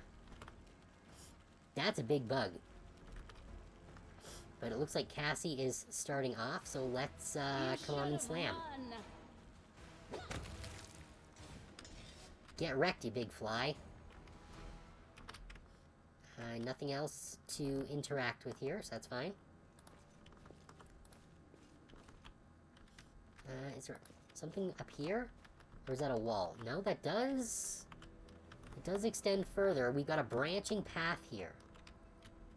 Now, that goes up. Let's go down. Armor check is like not being able to move because of restricted armor. Yeah.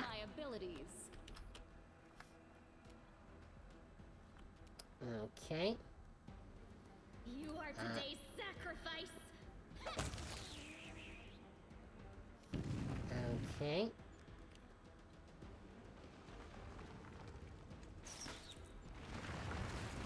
That missed, I think. That's good. Into the fray. Okay, so she didn't have enough movement to get there and also attack. The light. Take you. Wait, what's going on here? Flat-footed... Oh, and false life are the... Why am I flat-footed? Oh, okay. Because they're too far away. I can't see them properly. But I do have false life on me, so that's nice. The inheritor. Guide my blade. This will hurt. Oh, I can get close enough to beat the shit out of them. Or not. Go for their hearts. That worked. Okay. Now, that's just a wall there. Is this just a dead end? Oh, there's a dude I can loot. Okay, I'm glad I came down here. 25 bucks. Excellent. Bracers of armor +1.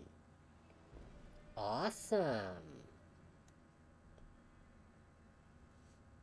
Oh, but the engraved lucky bracers we already have gives us a +1 luck bonus to AC. And also bonuses to our saving throws. So I should probably give the bracers of armor to someone else. Then we got a couple of potions. A light mace that I don't care for. Scroll of inflict light wounds. Okay.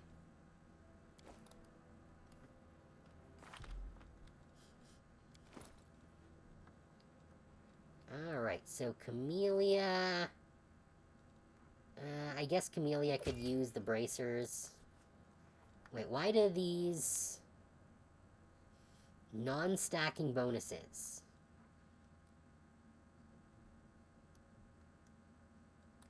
Oh, so the bracers are basically for people who can't wear regular armor.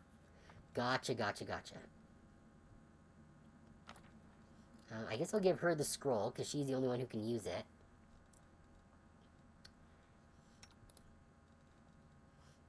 I'll hold on to that other scale.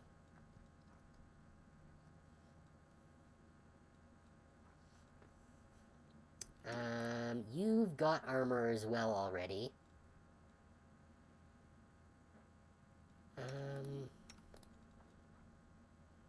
That's a chain shirt. Welcome to Pathfinder, yeah. Bonuses stack until you can slaughter everything. Except those bonuses did not stack.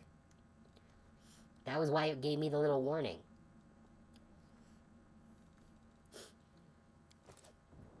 Okay. But that does mean that we can probably sell them. The reason why you like this game above all others, why is that?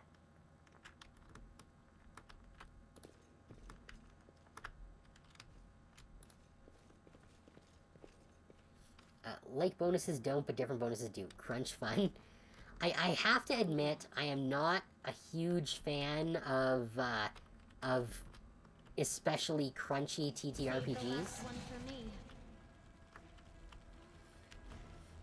Which is why I didn't really tend to play a lot of 3.5.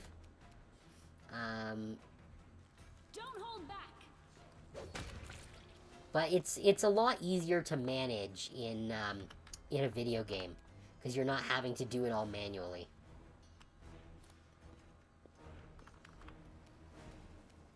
Wait, are we still in combat? Oh, there's that thing there, okay.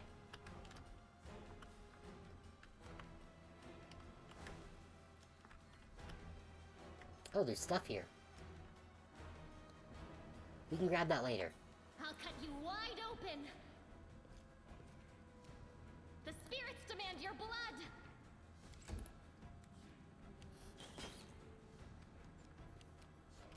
Yeah, from what I understand, you can basically have one instance of each bonus. So you can have multiple individual bonuses, but only one of each kind of bonus. That's how it works in Pathfinder 2e as well. Into the fray!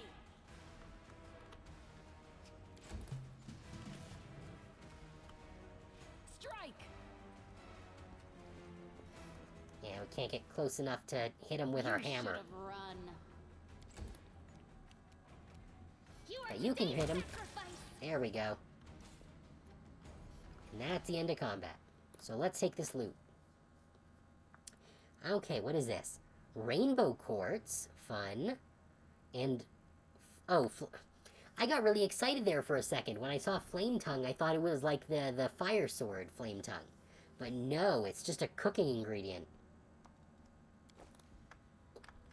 That's no Flame Tongue. We do it my way. Their life Oh. ends here. Oh, a lizard. Okay, we've moved on from insects to lizards. I This will guess hurt. I'll move in. Don't hold back. Can she... Go for their yes, she heart. can attack from here. And miss. Ow. Can you... she can't get close enough to actually stab the thing. Let's see here. No glory without risk! I guess I'm gonna have to hit it with my hammer. That is my favorite thing to do. You should have run. Okay, I only get one attack. Lame. I do, honestly, playing this in the 1E format does have me missing the 3-action economy of 2E. Whose turn is it? Hers. If she misses, then she's probably going down. But if she heals, that means the monitor lizard definitely gets another attack. I'll cut you wide open. Alright, I made the right choice. We got some scales. Skinning failed. Okay, we did not get scales. I guess we suck at skinning then. You can trust However, you can cure yourself. Nice. Although she is now out of heals. Okay, is there anything else we can grab here? No. Okay. Got like a spawning bed or something here.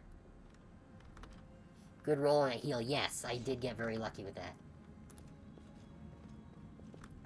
This is a cliff. I don't think we can jump off the cliff, no.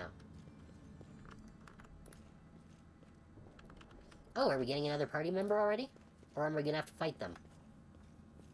No, I can't just walk away. It's got to be here somewhere. You struggle to make out the man's features in the gloom. As soon as he steps into the circle of light, however, you realize that you have never encountered a creature like this before. The stranger looks like the work of a vivisectionist who attempted to stitch together a lizard and a man. When do I? The man notices you and freezes. The curling horn protruding from his head casts a malevolent shadow on the cave wall. Oh, but we are going into a break now, so I'm going to pause right here, and we'll be back in just a few minutes.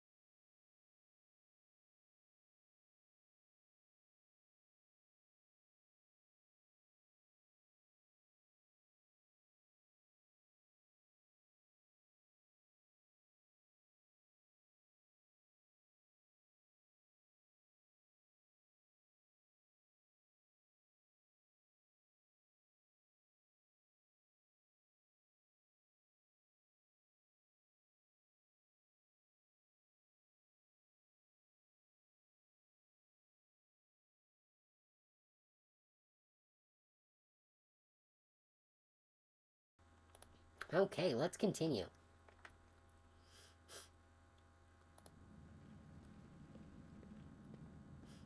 Lan, did you find it? Who the hell is that? Who is that? The woman looks just as strange as her companion, like a cross between a cat and a spider. When she catches sight of you, she immediately drops into a fighting stance. Her movements reveal the lethal grace of a wild predator. Yeah, so Pathfinder 1E characters tend to be weaker than other game characters at low level, but much stronger at high level, yeah.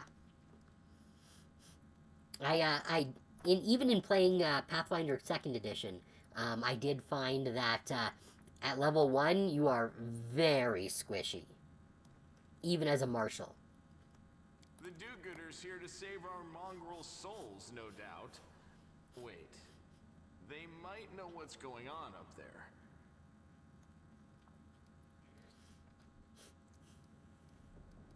Okay.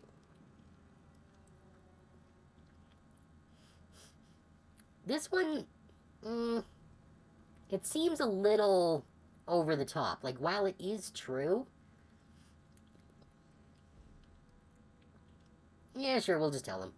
If things are as bad as you say, then we all have to hurry. You didn't come from the direction of the shield maze. Damn it. I couldn't care less about what's happening on the surface, but the maze. The maze. I realize that you guys have your own troubles, but we need to be in Canabres. People are dying up there. Please, show us the way out. Who are you, tieflings? Tieflings are the descendants of people who sullied themselves by mating with demons. Our ancestors would never sink that low. We are the Underground Crusaders, the children of the Crusades' finest. Okay. Sadly, Underground Crusaders is a bit of a mouthful, so people usually just call us mongrels. A bit, I feel that's a little rude, but okay. You just love repeating that, don't you, Lan? Mongrels. That's what the Uplanders call us. But we call ourselves Neathers. Okay. That's generally what we use to refer to underwear, but whatever floats your boat. No matter what you call us, it's not gonna stop our horns, hooves, or tails from growing. I've never heard of Underground Crusaders before. In Canabres, they're called mongrels. People say that they come up to the surface at night and eat anyone foolish enough to wander alone after midnight. To tell you the truth, I thought you guys were just a tale to tell kids at night. That's human gratitude for you. Our forefathers suffered the consequences of demonic corruption, all to protect Mendev and Golarion. And for what? So we could become monsters used to frighten children. Every mongrel has their own take on it. Our chief, for example, thinks of us as something like a reserve military force. He thinks we're standing by until the moment we're needed, and when we emerge on the surface and save the day, all the people will see how good we are, and they'll love us for it. Yeah, he leaves that last part out when he talks about it, of course, but it's easy enough to read between the lines. I like Lan. He's very chill. What is this place? This is the hall where we remember the glory of our forebears. Sorry about the mess. It doesn't usually look like this, trust me. Sometimes we even wipe the dust off the exhibits. This is where the relics of the first Crusaders are displayed. Our lives are short. Our glories are quickly forgotten. This place helps us to remember that we are just as worthy as anyone else. And that our lives are not lived in vain. Yeah, no, your crazy spider leg things are sick. The first Crusaders? You've been down here that long? That's crazy. What are you doing here?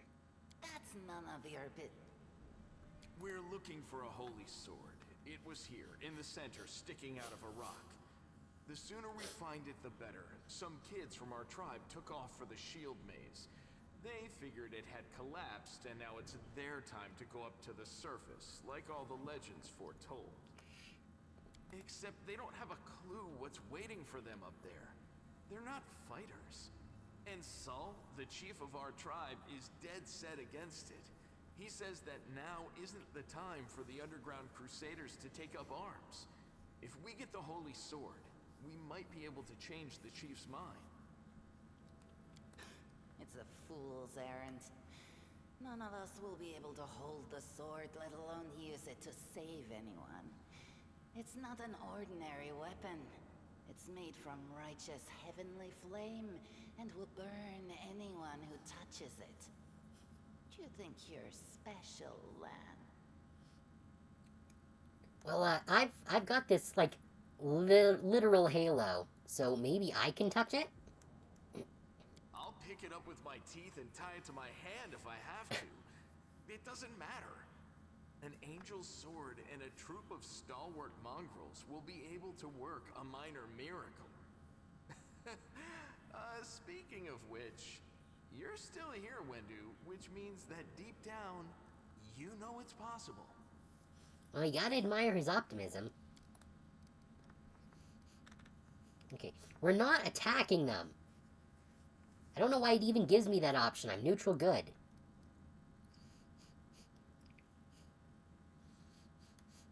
Yeah, let's ask about the maze. Yes.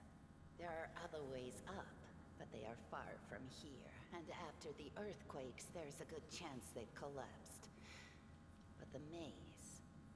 There's a legend among our people that when the walls of the maze fall, that will be a signal for us, the underground crusaders, that the time has come to go up to the surface and fight the demons in the final confrontation. Until then, the people say the maze is shielding us from taking rash actions. I'm the only one in our whole tribe to have been in the maze. And even I don't know if it's true. But the further I went in the maze, the fresher the air became. That means that it really must lead to the surface. I do appreciate how forthcoming these guys are, considering they're underground people who are wary of surface dwellers. When the ceiling and walls started shaking, the young ones in our tribe lost their heads. They figured the maze was going to collapse, so it was time to go up to the surface. They grabbed whatever weapons were on hand and ran off toward the maze. They think the maze is no longer a danger to them. They've been listening to Wendwog too much. Don't try to blame this on me. Yes, I told them that our people are capable of making our way through the maze. In the future. But I always told them to wait until I had made a map of all the maze's dangers. I warned them 100 times. But it was no use. My words just went in one ear and out the other. Okay, let's ask about the Sword of Holy Flame. It came here with its owner. A long time ago. 50,000 gongs to be precise. What's a gong? Is that like an hour, or a day, or... I don't know. A year? 70 years ago, in Uplander. Oh. Thank you, Lon. I like Lon. He's cool. 50,000 gongs ago, our forebears found a dead angel here, along with the bodies of his comrades. Okay. The tribe gave them a dignified burial, and they were laid to rest with their weapons. But the flaming angelic sword was stuck in a rock, and no one was able to pull it out. It burned to the touch, like real fire. So the rock was placed over the angel's grave. It should be here somewhere. Well, I guess, like, when you live underground, you can't really measure time by the passing of the sun, so you do need some other way of measuring time. But if the conversion rate is 50,000 to 70, that would be, let's see, 50,000 divided by 70.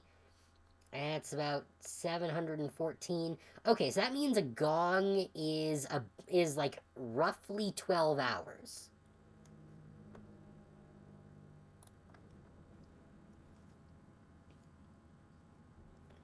I guess that makes sense. You gong twice a day. Maybe the angel will dig himself out and find the sword for us. That might be our best shot in this chaos. But you would think that they would have some sort of larger unit to measure rather than just by half days. Well, imperial measurements are silly.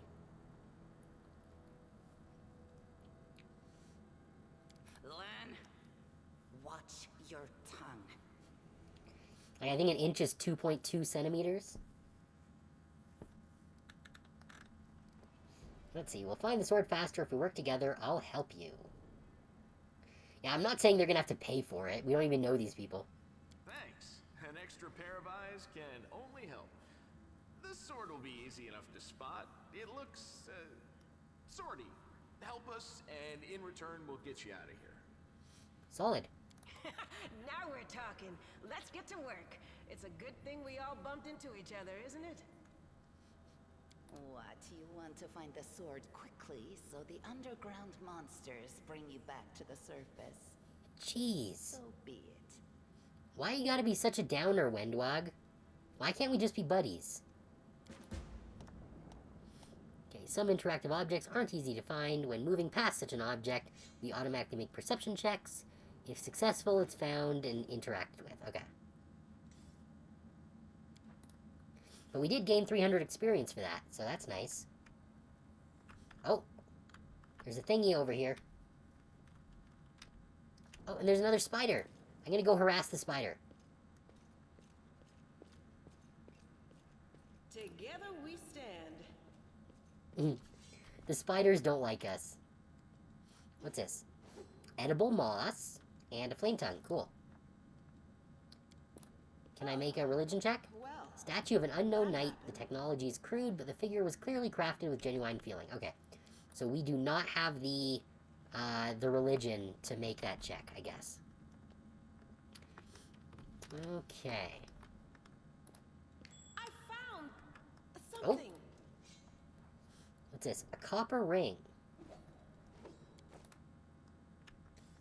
Copper ring's not going to do us much good. What's that there? This room looks like an improvised museum, or perhaps some kind of temple. Oh, there's a loot here. Handful of gems. I found something.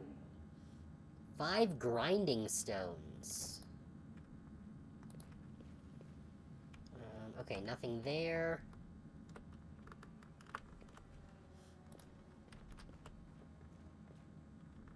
Do I not have my whole party selected?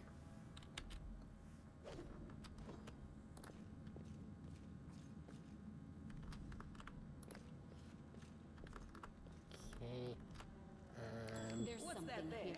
Oh, we found a few things here. Oh, more rocks. Cool. More grinding stones. Rocks and grinding stones. Okay. Let's just move through here procedurally. Follow if you dare. Okay. I found something. What's this? Oh, 3 pearls. Cool. I don't think they probably appreciate us, like, looting the place, but... Oh, here we go.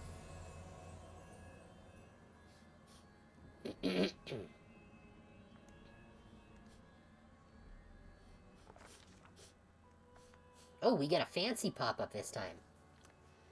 Okay. Day 15, month Erodus. That's our birthday month. Year 4715. A strange flash pierces the gloom, and Casimira feels drops of searing blood run down her chest. The wound healed by Terendelev reopens and weeps scarlet, but there is no pain or weakness. A hazy scene appears. A cave chamber, this one or another one entirely. Casimira's heartbeat quickens, and a stream of thoughts suddenly bursts into her mind. Thoughts that clearly belong to another. Treachery! They betrayed me, trapped me, and stabbed me in the back. My trusted allies, my treasured friends, the people I swore to protect, the people for whom I descended from heaven and came to this turbulent mortal world. Oh, so the angel was betrayed. There they are, up ahead, in the gloom of the cave. What are they waiting for? Are they afraid to draw any closer? Do they believe I am about to die from their traitorous blows? Next to me, a quiet moan. A girl with a golden braid lies on the rocks, clutching her slashed side. She refused to join with the traitors and paid dearly for it. I could have tried to run, but I will not. Whilst I still have strength, I must... While recognizing the foreign origin of these thoughts, Casimira intuits that she can control them somehow. Let's try to heal, or furiously call the traitors. We're gonna try and heal the girl. They sided with us, so we're gonna try and help them. A spark of healing magic illuminates the eerie, murky scene before Casimira. The wounded girl opens her eyes and whispers, "Lariel, you said that everything was going to change soon. You said you and the other warriors of heaven would be leaving us on a grand mission to stop the demons forever. Is that true?" The frenzy of foreign thoughts comes faster and faster, like a rushing river, and images flash by one after another. A priestess in colorful robes observing the stars. A young female paladin praying, clutching her glowing sword. A majestic golden-winged angel gazing into the distance, his face covered by a helmet but his voice ringing clear. Only if you're willing, and only if you're ready, there is no going back. Then don't waste your strength healing me, the girl whispers. Your mission is more important. You, take care. It is near. Okay. Oh, there's more of this. There in the vision, the darkness in the cave stirs into motion. Something massive appears from within its depths. A vague shadow, an outline, a nightmare come to life. A wave of odious chirping and rustling emanates from the shadow, the sound piercing like hot irons lancing through flesh and bone. The traitors fall to their knees before the shadow in reverent ecstasy, and the wounded girl thrashes in her death throes. The yawning chest wound burns white hot. Casimira's head pounds with pain, and it is no longer clear whose pain it is, the person called Lariel who sent this vision, or the one unlucky enough to receive it. Okay, so our will is +5 for if we're determined to fight off the illusion. Or Arcana knowledge is only +1. Knows how to resist malign influence such as this, no matter the origin, or can do nothing.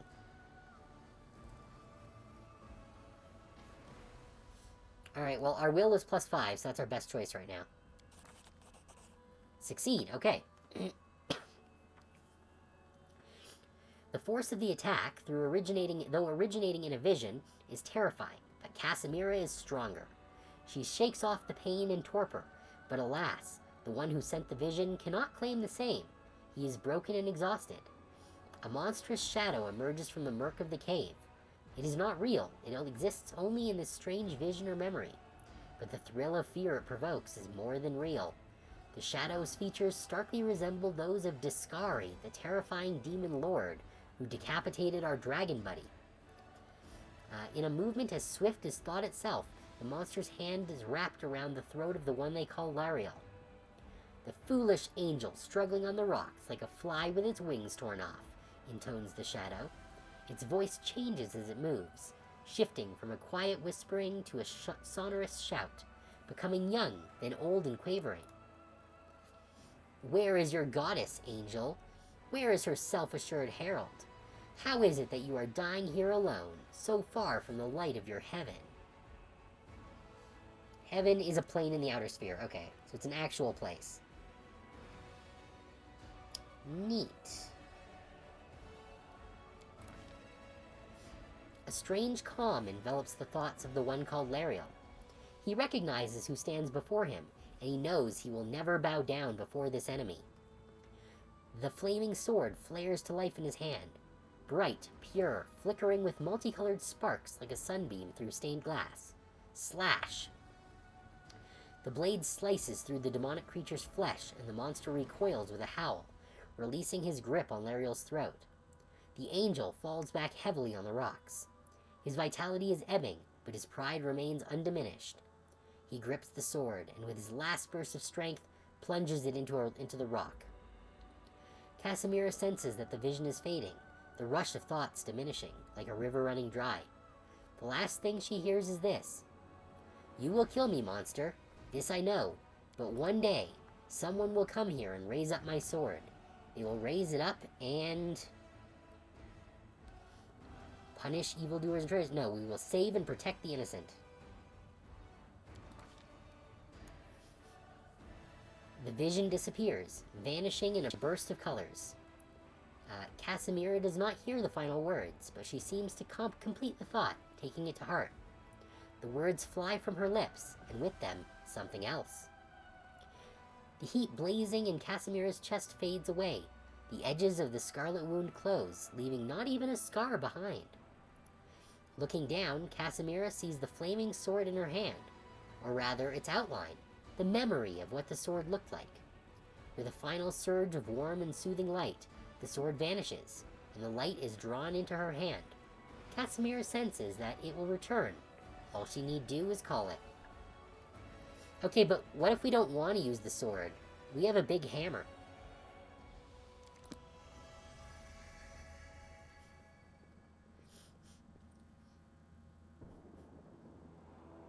Hey, are you alright?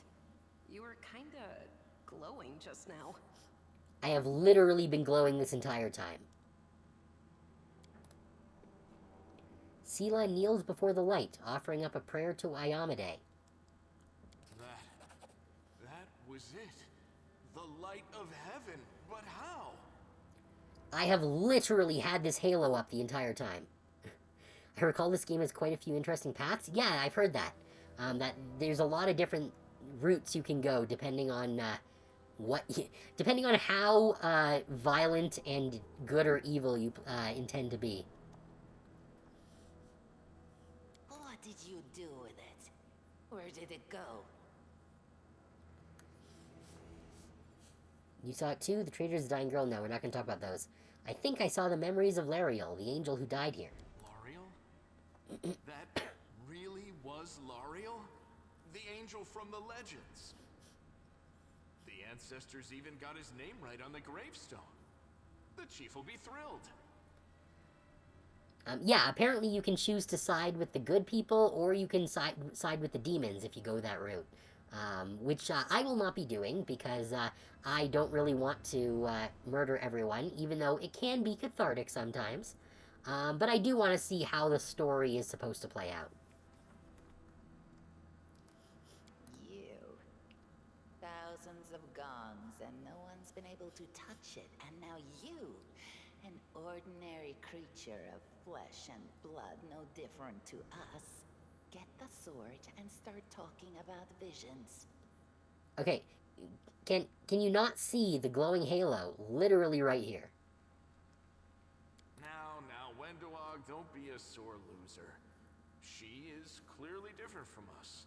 The sword appeared before her, along with the angel's name and all that other stuff, because she doesn't carry our mongrel taint. Heaven doesn't give a damn how special we are. We're born with evil inside us. Heaven doesn't need to know any more than that. Okay, a little less depression there, Lan. You can also be evil inside against the demons, like siding with devils. That I don't know. Again, I know basically nothing about the story of this game. I only know just a couple of things from what Arctic Android told me. So I don't actually know how the actual story or anything goes, so I'm not actually sure all the options that are available. Devils hate demons? That doesn't surprise me. Generally, lawful-aligned individuals do tend to clash with chaotic-aligned individuals. I know you're willing to tear anyone apart to uphold our people's honor, but You and Sol, you just refuse to face the truth. We are the way we are because our ancestors' bodies were corrupted by the Abyss. It does the same thing to plants and animals.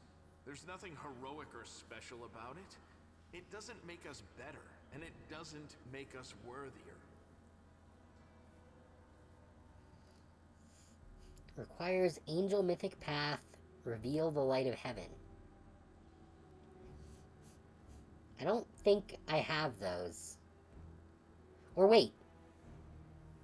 Do we?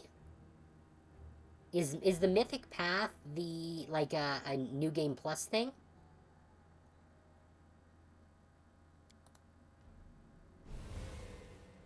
That is just...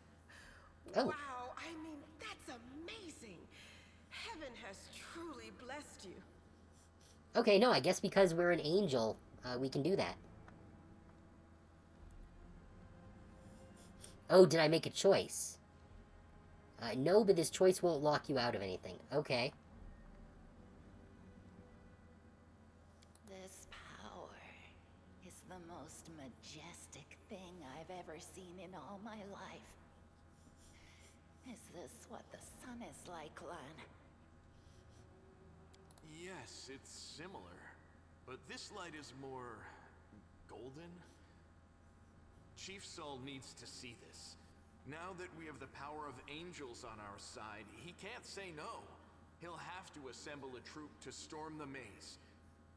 You Uplanders care about your kids, right?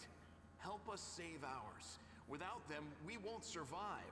And then, the perils of the maze won't be so bad if we go together. We'll make our way through it and find the way to Canabras. Okay, so that stuff in the square brackets is not requirements. It's, like, alignment choices that I'm making. Okay, that's good to know. Alright, well, there's only one thing we haven't done here. Lead us to your chief, and I'll decide if I'm going to help you or not. Let's go. We'll take the short route. Well, the only route, really.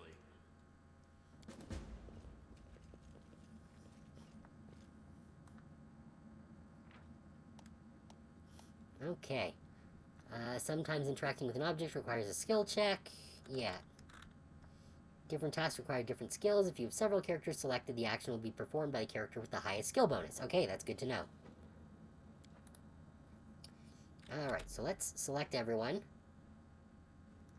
Who do we have that has good... I don't know who our best mobility person is, but we're about to find out. Thanks, Lan. You're so awesome, Lan. Okay. Yeah, rolling dice, blah blah blah. Trying to get over the rubble, your character Lan got a result of 23. This result is the sum of the dice roll, which is 16, and various modifiers such as mobility. Okay.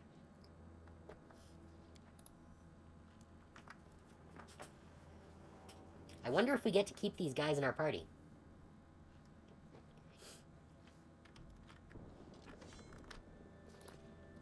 If you have all the party selected, it'll pick the character with the best stat. Yeah, it just told me that on the tutorial thing. Let's see, everything is documented in the log. Yeah, that's fine. Okay. Oh, we got big spiders. I love the design of those spiders, honestly. Like, look at the backs of them. That is very cool. I really like that.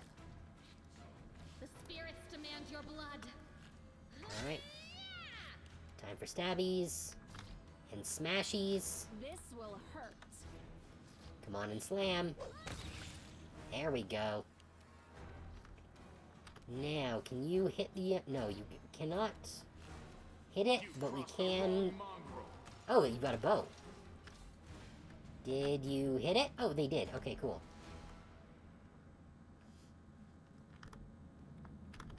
I didn't realize that Lan had, a bow. What's this? A Bazaar. Okay. Caustic mold. I don't think we should be carrying that around in a pack with other organic ingredients. And fairy mushrooms.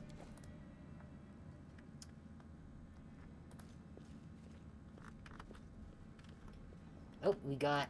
What's over here? Oh, and there is a loot over here. What's this? When I said demons are corruption, it's very true. Demon power is like evil radiation. It ruins people and often infects them with evil. Oh. Well, that doesn't sound fun. Okay, we got some coal, some more money. More scroll of inflict light wounds. That's nice. And some bone meal. Now, what is this for getting across? Is this like a hidden area, maybe? The mongrel did it. Or is this the next way through? I don't... Thanks, Lan. You're so awesome, Lan. Yeah, I want to look down here first. This will be quick. Oh, I'm wondering if that's a shortcut. And now we're just going the long way around. Alright, well, we've got the first attack, but I don't think we can get close enough to hit this stupid fly. No. Not quite. Fine. Ha! You missed me, you stupid fly. Oh, does she have a bow? Yeah, baby. Was that enough to kill the fly? No, that didn't do anything.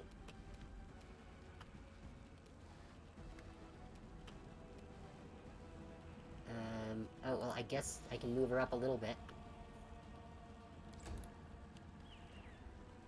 Oh, we got a giant centipede here. I am your end. Ow. Oh, no, that was me taking an attack of opportunity on them. Nice, I just one-shotted it when it wasn't even my turn. The Inheritor, guide my blade. Okay, so Sela can't do shit. Oh, we got a spitting centipede that missed. Good. Oh, you can hit him. Or not. Way to miss there. You won't survive me. How was your aim? Your aim also was not great. Alright, well, it's our turn again. Time to show him how it's done. You should have run. There we go. Can I hit the centipede? No, I don't have enough, Can you shoot it? Oh, what's this? Every attack has the following combination thingies. When do I attack the spitting centipede? They hit it. Got various bonuses. Yeah, versus AC, blah, blah, blah. Okay. What's on the body here? Fine feathers. A masterworked light crossbow. More money and more bone meal. Awesome. I'm glad I came down here, because otherwise I wouldn't have gotten the cool shit.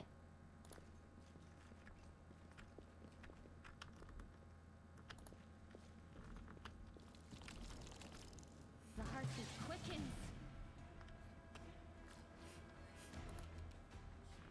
Okay. So I guess we'll shoot the little one. Is that gonna be enough to... Yes, that was enough to kill it. Okay. Oh, she's down a little bit, but I guess you can move in. Wait, what? Why'd she stop? The Inheritor, guide my blade. No glory That's fine. without risk. Go for their heart. You can move in as well. Now it's Spider's turn. Okay, they missed. Can you shoot him from there?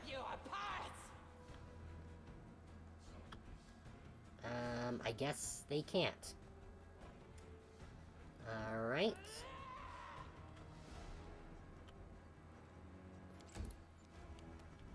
Guess it's my turn. Don't hold back.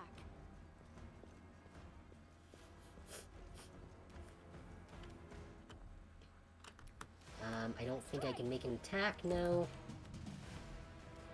Alright, land. Make every strike count. Did we... Yes, giant spider down. But it looks like Wendwag failed a nature check of some kind there.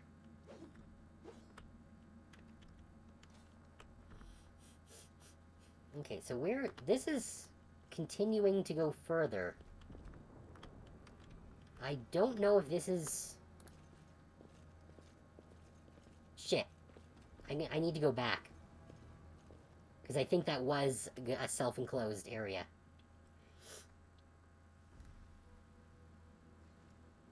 Oh, I guess this isn't voiced.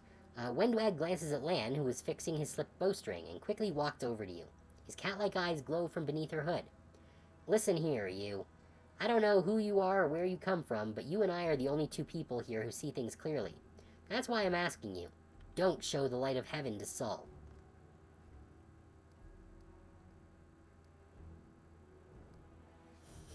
Don't you want to save the kids in the maze? I do want to, but I'm not going to risk the future of the tribe for the sake of a few stupid kids. Chief Saul is hesitant, and for good reason. He also understands how dangerous this is for the tribe. Lan's the only one who benefits from these childish games of heroism.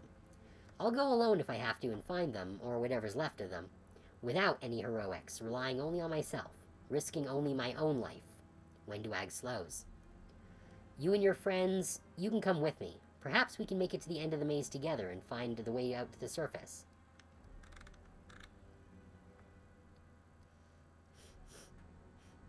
Lan is sure that the light... I don't like that we're calling them mongrels. I feel like that's a their word. Lan... Wenduag grimaces, and a guttural husky snarl unfurls in her throat. He wants to play the hero. His first idea, if you remember, was to grab the sword and run headlong into the maze. Does that sound like a plan to you? To me, it sounds like suicide. The worst part is that the tribe might actually take his words to heart and follow where he leads. I thought you considered the mongrels to be great warriors. The descendants of great warriors. I believe that my people are worthy of greatness, that we are strong and can do many things. That's why we were chased down here. We scared people. But it's one thing to go hunting in the caves, and another to fight in the shield maze. Wenduag leans closer, her pupils dilating. I've been there. I've spent my whole life training so I can make it through all the way to the end. There were more of us trackers at the start. We were young and stupid. What's a couple of monsters when there's a whole world out there waiting for us? That's what we thought, but we weren't prepared. The maze isn't just a physical challenge. It's cunning and full of traps. It's dark, and as the primordial night. And if you close your eyes and listen, you hear whispers right behind you, and soft singing in the distance that seems to rise and fall with the beating of your heart. Wenduag looks away. I had to learn from my friends' mistakes. I had to step over their bodies to go further. I don't want to have to do that again. And it will happen again if a crowd of ill-prepared fighters burst into the maze with no idea where they're going, all because Lan believes that a glowing sword will solve all our problems. All right. I'll think about it. Wenduag nods. Don't show the chief the light, and I'll lead you through the maze to the surface. I swear it.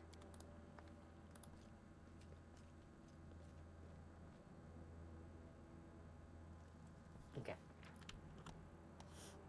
Click this icon to leave a location. To leave, your whole party needs to be near it. Before leaving, you'll be able to review and collect loot you've left behind. Okay, that's good to know. However, I do not want to leave quite yet. Because I do want to go back and check that other path. Oh, and there's a loot here that we, I guess I missed. Alright, we've got Arcama, a pearl, a masterwork greatsword. Why is it red? And then a light shield. Is this game good? I downloaded it but didn't play. I'm enjoying it so far.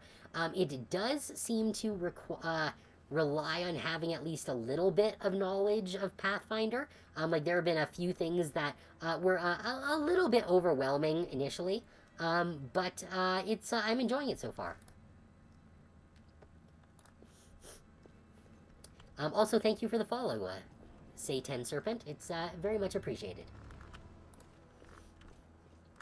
We're just backtracking here for a second to go down an alternate path that we had found. It is definitely in depth. It does have that inherent I guess, benefit for some people and detriment for others of how Pathfinder 1 in particular was especially crunchy. They will break against our resolve. But because it is a video game, though, that does deal with some of the crunch. The Inheritor, guide my blade. Yeah. To the fray. The light. Take Alright, well, that's it for her turn. Can Lan get a shot on the elemental? Well, sort of. Alright. Can you get a shot? A little bit. No match for me. I guess we can move you in. Mostly addition to be fair, but if you don't write stuff down, it can be overwhelming. A little bit, yeah. I'll cut you wide Alright. open. Time to try and stab these things. Okay, Camellia, you suck at hitting things. You should have run. This will hurt. Alright, well, it's time for the other elemental's turn. Which they missed, fortunately. Alright, let's try hitting these guys now. Alright, it's one down. Okay, I guess we can only make one attack a turn. So I played Baldur's Gate 3, and I don't know what DOS 2 is, and really enjoyed those. This seems similar. Well, it is a CRPG, so, I personally have not played Baldur's Gate 3, so I'm not sure how it stacks up. Oh, Divinity Original Sin. Yes, I have not played that either. Okay, Lan, can you get a shot on it? Critical miss. 2 critical misses in a row. Jeez. Lan, what are you doing to me? At least Wendwog was able to hit it.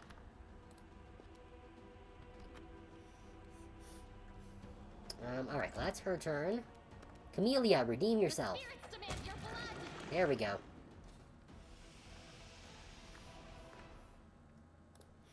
Thing is, Baldur's Gate is focused on interactivity and choices. This is focused more on the combat side. Interesting. What is this? Ooh, a wand of Cure Light Wounds. Awesome. I'm definitely equipping that.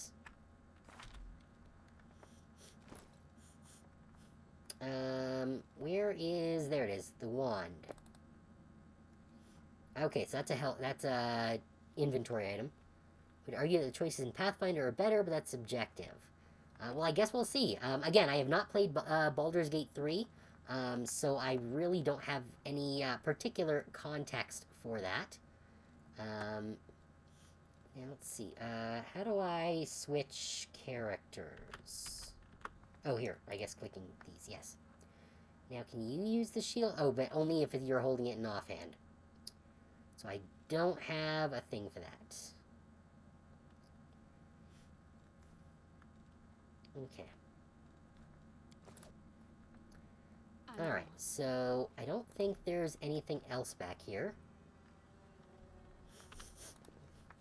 Yeah, and that's totally fine, Bellic. There is absolutely nothing wrong with enjoying different styles of game.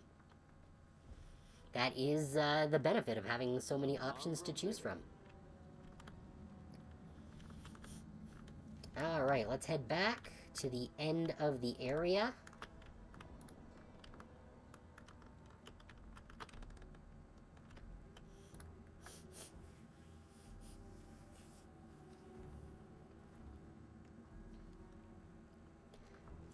Moving along.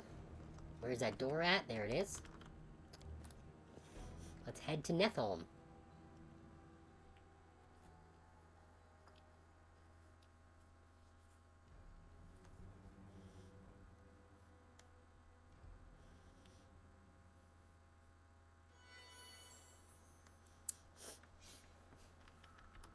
Okay, are we...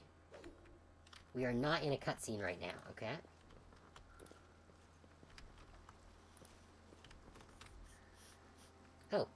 Who are you? If you can hunt, you're welcome to stay. Okay. So you guys are no one important. I am very glad that I have my glowy halo, though.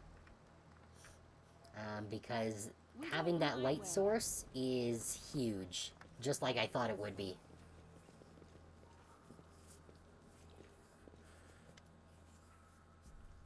Your first impression of the mongrel village is of a squalid dump, with the odors to match. Unblinking, glowing eyes watch you from the gloom, and deformed shadows slope between the huts. Fortunately, our eyes are also glowing. You see some mongrels gutting white eyeless fish, while others are repairing fishing nets. All the signs of normal village life, but tense expectation hangs in the air.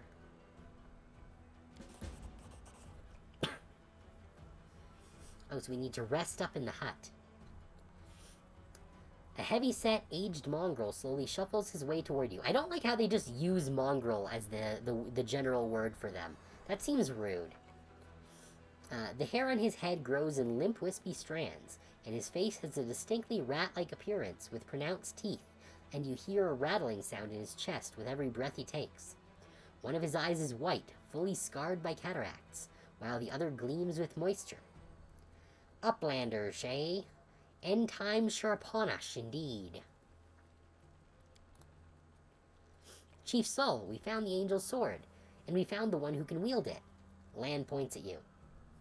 She had a vision, and now the angel's sword together with the light of heaven are somehow inside of her. Gather the tribe, anyone who can hold a weapon. The young ones are still alive. We can go save them. Sol raises his hand with ragged, broken fingernails. Ah, Lan, always streaming, always talking. You're too hasty for your own good. It's going to get you in trouble. Sol eyes you up and down. An uplander with the light of heaven. That's too good for us. Our kind don't have good things happen. There's always a catch. Lan trusts people because he likes to believe. Isn't that right, Lan? I'm the chief. I don't work on faith. Show the light. I think it's their bestiary name. Discriminatory in universe, yeah. Like, I guess it's probably kinder than some of the things people call some things, but it still seems like a not great thing to call someone. Like, we could just be calling them Neethers. That's what the Spider Girl wanted. Okay, dialogue options restricted by mystic paths. Throughout the game, you'll occasionally encounter options marked as associated with a specific mystic path. These are dialogue branches that embody the spirit of a particular manifestation of mythic powers. In the earlier stages of the game, these options must be selected in order to gain the opportunity to set out on the corresponding mythic path. Once your mythic path is set, unique alternatives inaccessible to other mythic paths will become available. Okay.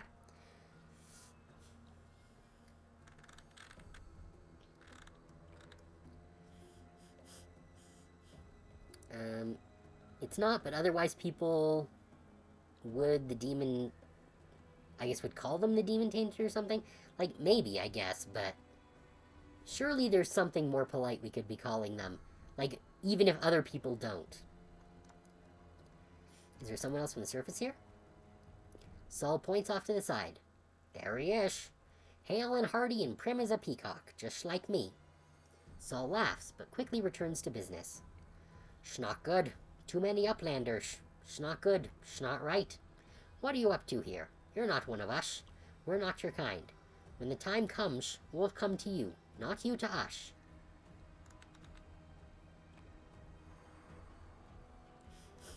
Yeah, I'm not lawful or chaotic, and I don't necessarily want to be working for the angels, because we're atheist here. So we don't want to deal with them gods and shit. Alright, so yeah. I will help you find the lost mongrels in the maze, but you can quit hoping for a magical sword to appear. Wendwag lets out a satisfied laugh. At last, someone's talking sense. You don't understand. It's holy light. It will scare off the monsters that dwell in the maze. Lan drops his voice. Listen, I don't personally believe in this angelic light, but Sol does. Show him. It won't cost you anything. Ugh, so I have to choose either the lawful path or go chaotic. I don't want to fuck with these guys. Well, working isn't quite the right word for mythic. Okay.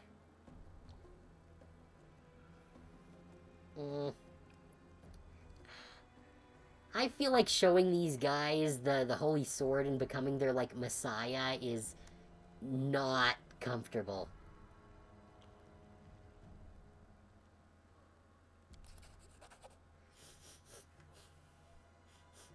Lan whips around to look at you, stunned. He clenches his fists for a moment, as if planning to shake the truth out of you, but he quickly gets a handle on himself.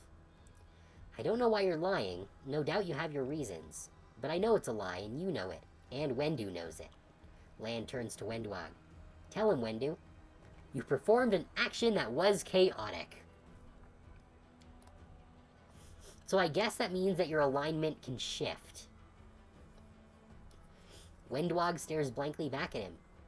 I saw the light shining between the rocks, and then it went out. Lan saw what he wanted to see.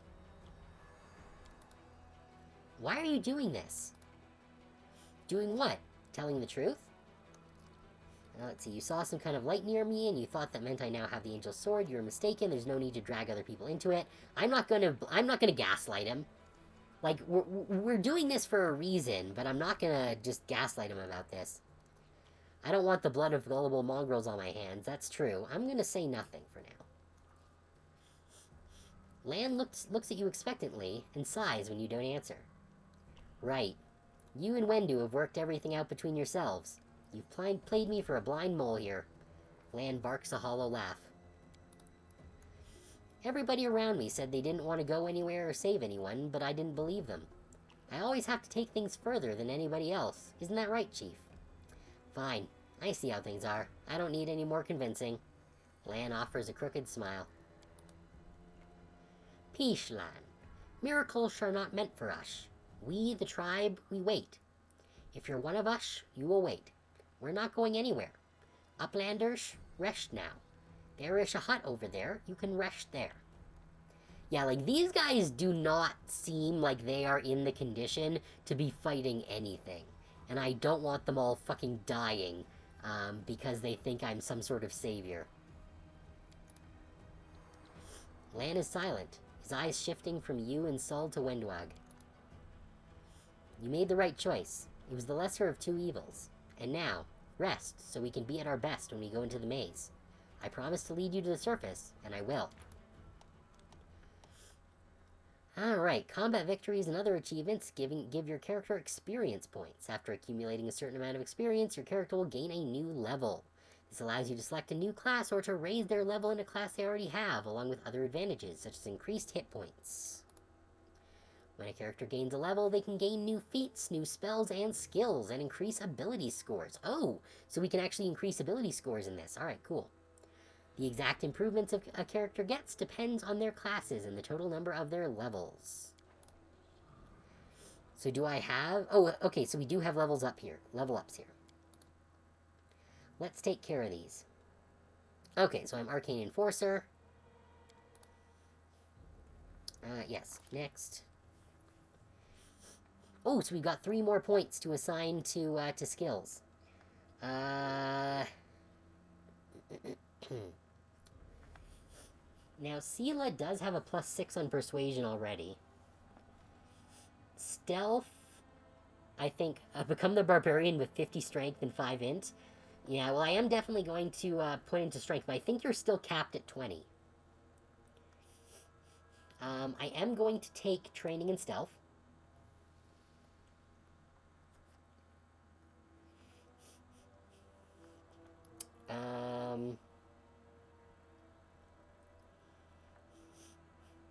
Trickery, we are not good at.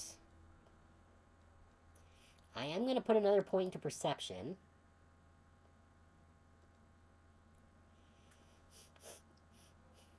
Use Magic Device we're good on for now. And then I will put my last point into... You know what? I feel like having Arcana knowledge would be helpful, so we're gonna take that.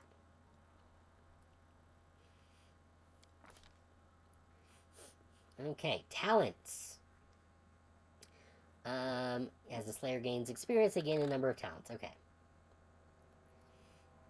So, so these are the things that we can choose. Okay, Canny Observer, extra +4 to Perception, that's not bad. We can get Combat Style.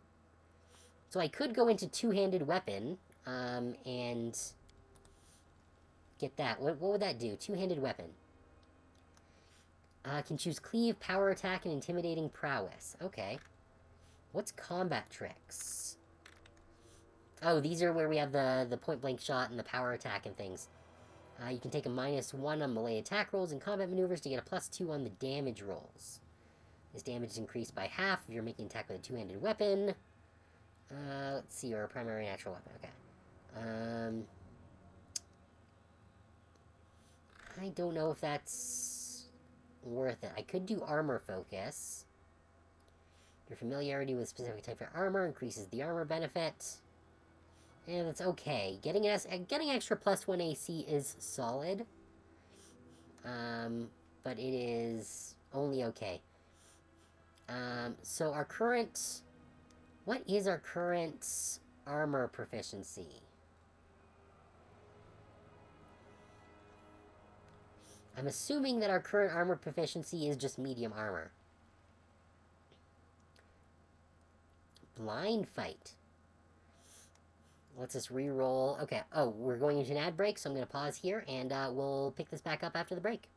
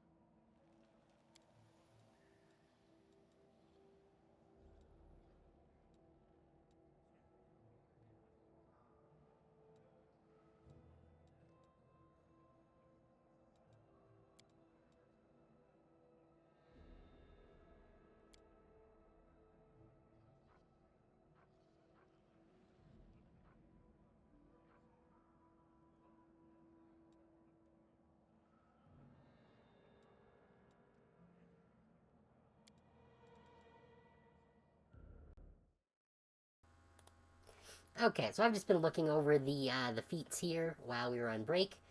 Or at least some of them. So if we go with two-handed weapon... Alright, or, yeah, two-handed weapon. Oh, then we can just straight up choose one of these. I guess. I think.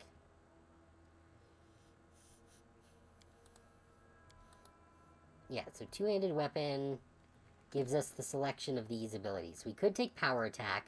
I don't really like power attack because it gives us a penalty to our attack roll.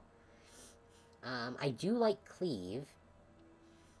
And that'll give us access to greater cleaves. Because being able to make multiple attacks, if I kill foes, I think is going to be... oh, that does give us a penalty to our AC, though, if we use it. I feel like dodge is not a bad idea. Let's see.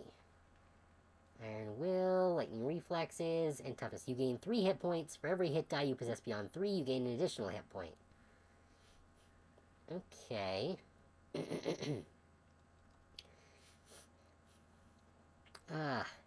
Do I go with Cleave for more potential damage, or do I go with Dodge? You know what? We're level 2, I guess, now. We're still very squishy. We're going to go with the Dodge for now. And we can always take Cleave next.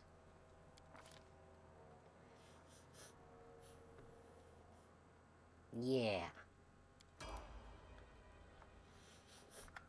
Okay. Oh, I identified a bone amulet. That's neat.